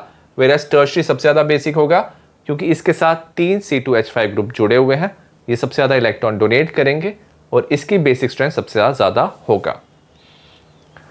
नेक्स्ट है third part, give reason for the following. हमें ए दिया है, जो मिथाइल अमाइन है वो ज्यादा बेसिक है एज कंपेयर टू एनिलीन। ठीक है, अब मिथाइल अमाइन की अगर बात करें, यहाँ पे CH3 इलेक्ट्रॉन डोनेट करता है, नाइट्रोजन पे इलेक्ट्रॉन डेंसिटी ये इंक्रीज करता है। बट एनिलीन में क्या होता है, जो एनिलीन के जो इलेक्ट्रॉन्स है ना, ये ना रेजोनेंस में पार्टिसिपेट करते हैं, तो इलेक्ट्रॉन बेंजीन रिंग की तरफ जाता है। इसके इलेक्ट्रॉन याद रखना लोकलाइज होते हैं, E की जगह प्रेजेंट होते हैं, बट इसके इलेक्ट्रॉन ना डीलोकलाइज हो जाते हैं, तो इसमें प्रोटॉन ऐड करना और प्रोटोनेशन ईजी होता है, वेरएस एनिलीन में डिफिकल्ट होता है। So that's why methyl amine ज्यादा बेसिक होता है। तो methyl amine is more basic because in aniline lone pair is involve in resonance, so that's why methyl amine is more basic. B part है aniline react with Br2 water to give 2,4,6 tribromo aniline. अब जो aniline है bromine water के साथ react करके try substitution देता है। ऐसा इसलिए होता है क्योंकि जो एनिलीन है वो हाईली एक्टिवेटिंग होता है। हाईली एक्टिवेटिंग का मतलब क्या है, ये प्लस R इफेक्ट शो करता है और जो इलेक्ट्रॉन डेंसिटी है ऑर्थो पैरा में काफी ज्यादा वो इंक्रीज कर देता है। ज्यादा इलेक्ट्रॉन डेंसिटी होने की वजह से ब्रोमीन वाटर में क्या होता है, जो Br+ है वो ऑर्थो पैरा में जुड़ जाता है, ट्राई सब्स्टिट्यूशन शो करता है और हमारा 2,4,6 ट्राइब्रोमो एनिलीन बनता है। So in aniline NH2 group is highly activating group होता है। Ortho para position gets activated, मतलब ऑर्थो पैरा पे इलेक्ट्रॉन डेंसिटी बढ़ जाती है और ये इजीली इलेक्ट्रोफिलिक सब्स्टिट्यूशन 3 पोजीशन पे शो करता है। सी पार्ट है primary amines have higher boiling point than tertiary amine.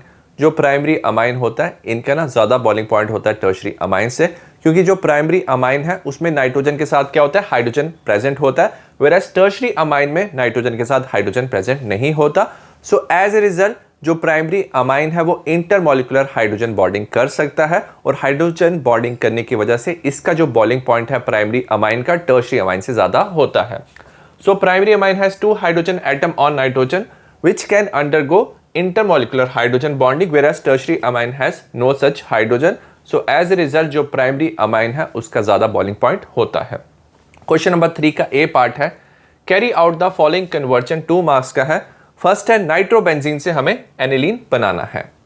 अगर हमारे पास नाइट्रोबेंजीन है, हमें एनिलीन बनाना है, तो हम इसकी रिडक्शन करते हैं। हम Fe in presence of HCl लेते हैं, तो ये इसके साथ रिएक्ट करके FeCl2 देता है और जो हाइड्रोजन रिलीज होता है इसकी रिडक्शन करके एनिलीन बनाता है।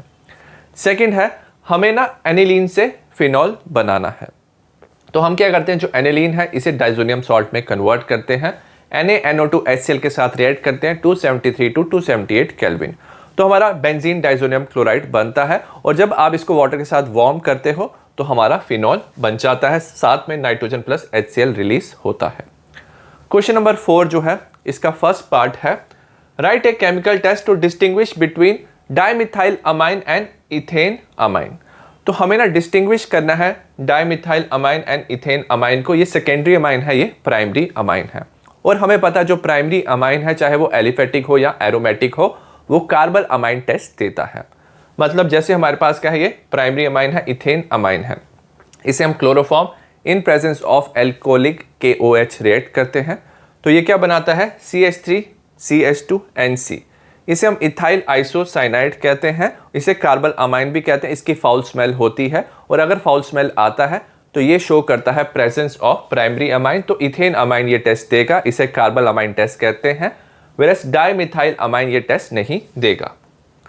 नेक्स्ट है second part, right the product form when benzene diazonium chloride is treated with KI। जब आपके पास बेंजीन डाइजोनियम क्लोराइड है, आप उसे KI के साथ रिएक्ट करते हो, तो इसमें याद रखना ये बॉन्ड ब्रेक हो जाता है, I यहाँ पे जुड़ जाता है, हमारा आइडोबेंजीन बनता है, साथ में नाइट्रोजन गैस रिलीज होती है। क्वेश्चन नंबर 5 है, write the structure of ABNC, 3 marks का क्वेश्चन है। सबसे पहले हमें दिया है CH3CH2Br KCN। तो इसमें क्या होता है, CN नेगेटिव जो होता है न्यूक्लियोफिलिक सब्स्टिट्यूशन करता है, इस पे अटैक करता है, हमारा CH3CN CH3CH2CN बनता है। उसके बाद जब हम इसकी हाइड्रोलिसिस करते हैं, यहाँ पे OH नेगेटिव दिया बेसिक सोल्यूशन में, पार्शियल हाइड्रोलिसिस से ये अमाइड देता है, और अगर आपने कंप्लीट हाइड्रोलिसिस की तो ये एसिड देता है। तो पार्शियल हाइड्रोलिसिस से ये अमाइड दे देता है, CH3CH2CONH2 अमाइड बन गया। उसके बाद NaOH-Br2 के साथ आप रिएक्ट करते हो, ये हॉफमैन ब्रोमेट अमाइड डिग्रेडेशन होता है, तो इसमें ना C double bond O remove हो जाता है और हमारा इथेन अमाइन बनता है, तो जो C है वो इथेन अमाइन होगा। B पार्ट है, हमें नाइट्रोबेंजीन दिया हुआ है, हमने FeHCl के साथ इसकी रिडक्शन की, तो हमारा एनिलीन बन गया। उसके बाद NaNO2HCl 273 to 278 केल्विन में ये कन्वर्ट हो जाता है डाइजोनियम क्लोराइड में, बेंजीन डाइजोनियम क्लोराइड। और अगर हम C2H5OH के साथ इसकी क्या करते हैं, रिडक्शन करते हैं ना, तो याद रखना ये बॉन्ड ब्रेक होकर इसमें हाइड्रोजन जुड़ जाता है और हमारा बेंजीन बन जाता है। ऑर्गेनिक का 5th चैप्टर है बायोमोलिक्यूल्स। इसका फर्स्ट क्वेश्चन है, classify the following sugars into monosaccharide and disaccharide, 2 marks का क्वेश्चन है। जो मोनोसैकेराइड होते हैं फर्दर हाइड्रोलिसिस नहीं करते, वेरस डाइसैकेराइड हाइड्रोलिसिस पे 2 मोनोसैकेराइड देते हैं। तो हमें फ्रक्टोज, लैक्टोज, ग्लूकोज, माल्टोज को डिफरेंशिएट करना है। मोनोसैकेराइड में आता है हमारा glucose and fructose, whereas disaccharide में आता है lactose and maltose. Question number 2 है, define the following term denaturation of protein, 2 marks का क्वेश्चन है। जो हमारी बॉडी में प्रोटीन होता है, जो बायोलॉजिकली एक्टिव होता है, उसे नेटिव प्रोटीन कहते हैं। तो अगर आप ना pH चेंज करो या टेम्परेचर चेंज करो, कोई केमिकल चेंज करो, तो याद रखना जो हाइड्रोजन बॉन्डिंग है प्रोटीन का वो डिस्टर्ब हो जाता है। सो एज ए रिजल्ट जो प्रोटीन है वो अपना फंक्शन लूज कर देता है, उसे हम डीनेचुरेशन ऑफ प्रोटीन कहते हैं। तो the loss of biological activity of protein by changing the pH temperature due to disturbance of hydrogen bonding. तो अगर आप pH या टेम्परेचर चेंज करो, हाइड्रोजन बॉन्डिंग डिस्टर्ब हो जाता है और जो प्रोटीन है वो अपना फंक्शन नहीं कर पाता, इसे डीनेचुरेशन ऑफ प्रोटीन कहते हैं। अब याद रखना जो सेकेंडरी और टर्शरी स्ट्रक्चर है उसमें हाइड्रोजन बॉन्डिंग प्रेजेंट होता है, तो सेकेंडरी और टर्शरी स्ट्रक्चर डिस्टर्ब हो जाएगा, वेरस प्राइमरी स्ट्रक्चर में याद रखना कोई हाइड्रोजन बॉन्डिंग नहीं होता है, सो जो प्राइमरी स्ट्रक्चर है it will remain intact. Second है invert sugar. On hydrolysis of sucrose, जब आप सुक्रोज की हाइड्रोलिसिस करते हो तो आपको इक्विमोलर मिक्सचर मिलता है ग्लूकोज एंड फ्रक्टोज का, जब आप हाइड्रोलिसिस करते हो इन प्रेजेंस ऑफ एसिड और एंजाइम। अब इंपॉर्टेंट चीज क्या, जो सुक्रोज है ना, ये क्या होता है, डेक्स्ट्रोरोटेटरी होता है, वेरस ग्लूकोज डेक्स्ट्रोरोटेटरी होता है एंड फ्रक्टोज लीवोरोटेटरी होता है। ठीक है, बट जो फ्रक्टोज है ना, इसका जो लीवो रोटेशन है वो ज्यादा होता है एज कंपेयर टू ग्लूकोज, तो ओवरऑल जो मिक्सचर है वो लीवो रोटेटरी हो जाता है। तो change in sign of rotation, तो इनिशियली जो सुक्रोज था वो क्या था, डेक्स्ट्रो था, बट अब जो मिक्सचर है वो लीवो रोटेटरी हो गया, सो दैट्स वाई हम इसे इनवर्ट शुगर कहते हैं। क्वेश्चन नंबर 3 है, define the following term, 3 marks का है। सबसे पहले ग्लाइकोसिडिक लिंकेज, तो जब 2 मोनोसैकेराइड ना एक दूसरे से कंबाइन करते हैं, वाटर रिलीज करते हैं, और इन दोनों के बीच में क्या होता है, 2 मोनोसैकेराइड के बीच में ऑक्सीजन का लिंकेज होता है, तो उसे हम ग्लाइकोसिडिक लिंकेज कहते हैं। The 2 monosaccharide are joined together by an oxide linkage, तो ऑक्सीजन का लिंकेज होता है, formed by loss of water molecule, उसे ग्लाइकोसिडिक लिंकेज कहते हैं। B है primary structure of protein, the specific sequence in which the various amino acid are present in a protein are linked to one another. तो primary structure क्या होता है protein का, जो सीक्वेंस होती है ना अमीनो एसिड की, हर एक प्रोटीन में एक पर्टिकुलर सीक्वेंस होती है अमीनो एसिड की, तो उसी सीक्वेंस को हम प्राइमरी स्ट्रक्चर ऑफ प्रोटीन कहते हैं। अगर आपने एक भी अमीनो एसिड चेंज कर दिया ना, तो याद रखना क्या होता है, सीक्वेंस चेंज हो जाता है और हमें डिफरेंट प्रोटीन मिल जाता है। सी है डाइसैकेराइड। तो जब दो मोनोसैकेराइड कंबाइन करते हैं तो हमारा डाइसैकेराइड बनाते हैं। The carbohydrate which on hydrolysis give 2 molecules of same और डिफरेंट कार्बोहाइड्रेट। तो वो कार्बोहाइड्रेट जब आप उसकी हाइड्रोलिसिस करो तो आपको ना 2 यूनिट मिलते हैं। सेम भी हो सकता है मोनोसैकेराइड या डिफरेंट मोनोसैकेराइड भी हो सकता है, तो उसे हम डाइसैकेराइड कहते हैं। Example sucrose. क्वेश्चन नंबर 4 का ए पार्ट है, what happen when glucose react with nitric acid, right chemical equation. 2 marks का है। हमारे पास ये ग्लूकोज है, आपने ना नाइट्रिक एसिड HNO3 के साथ रिएक्ट किया, तो ये एक स्ट्रॉन्ग क्या होता है, ऑक्सीडाइजिंग एजेंट होता है। तो ये क्या करेगा, एल्डिहाइड है ना जो CHO है, इसे ऑक्सीडाइज कर देगा, ये COOH बनेगा, और यहाँ पे जो प्राइमरी अल्कोहल है उसे भी ऑक्सीडाइज कर देता है, तो दोनों तरफ COOH ग्रुप आ जाता है, इसे हम सैक्रिक एसिड कहते हैं। ठीक है। बी पार्ट है, write to difference between DNA and RNA। जो DNA है ना, इसमें जो शुगर प्रेजेंट होता है इसे हम डीऑक्सीराइबो शुगर कहते हैं, और RNA में राइबो शुगर प्रेजेंट होता है। जो DNA है वो डबल स्ट्रैंडेड हेलिकल स्ट्रक्चर होता है, whereas RNA single stranded helical structure होता है।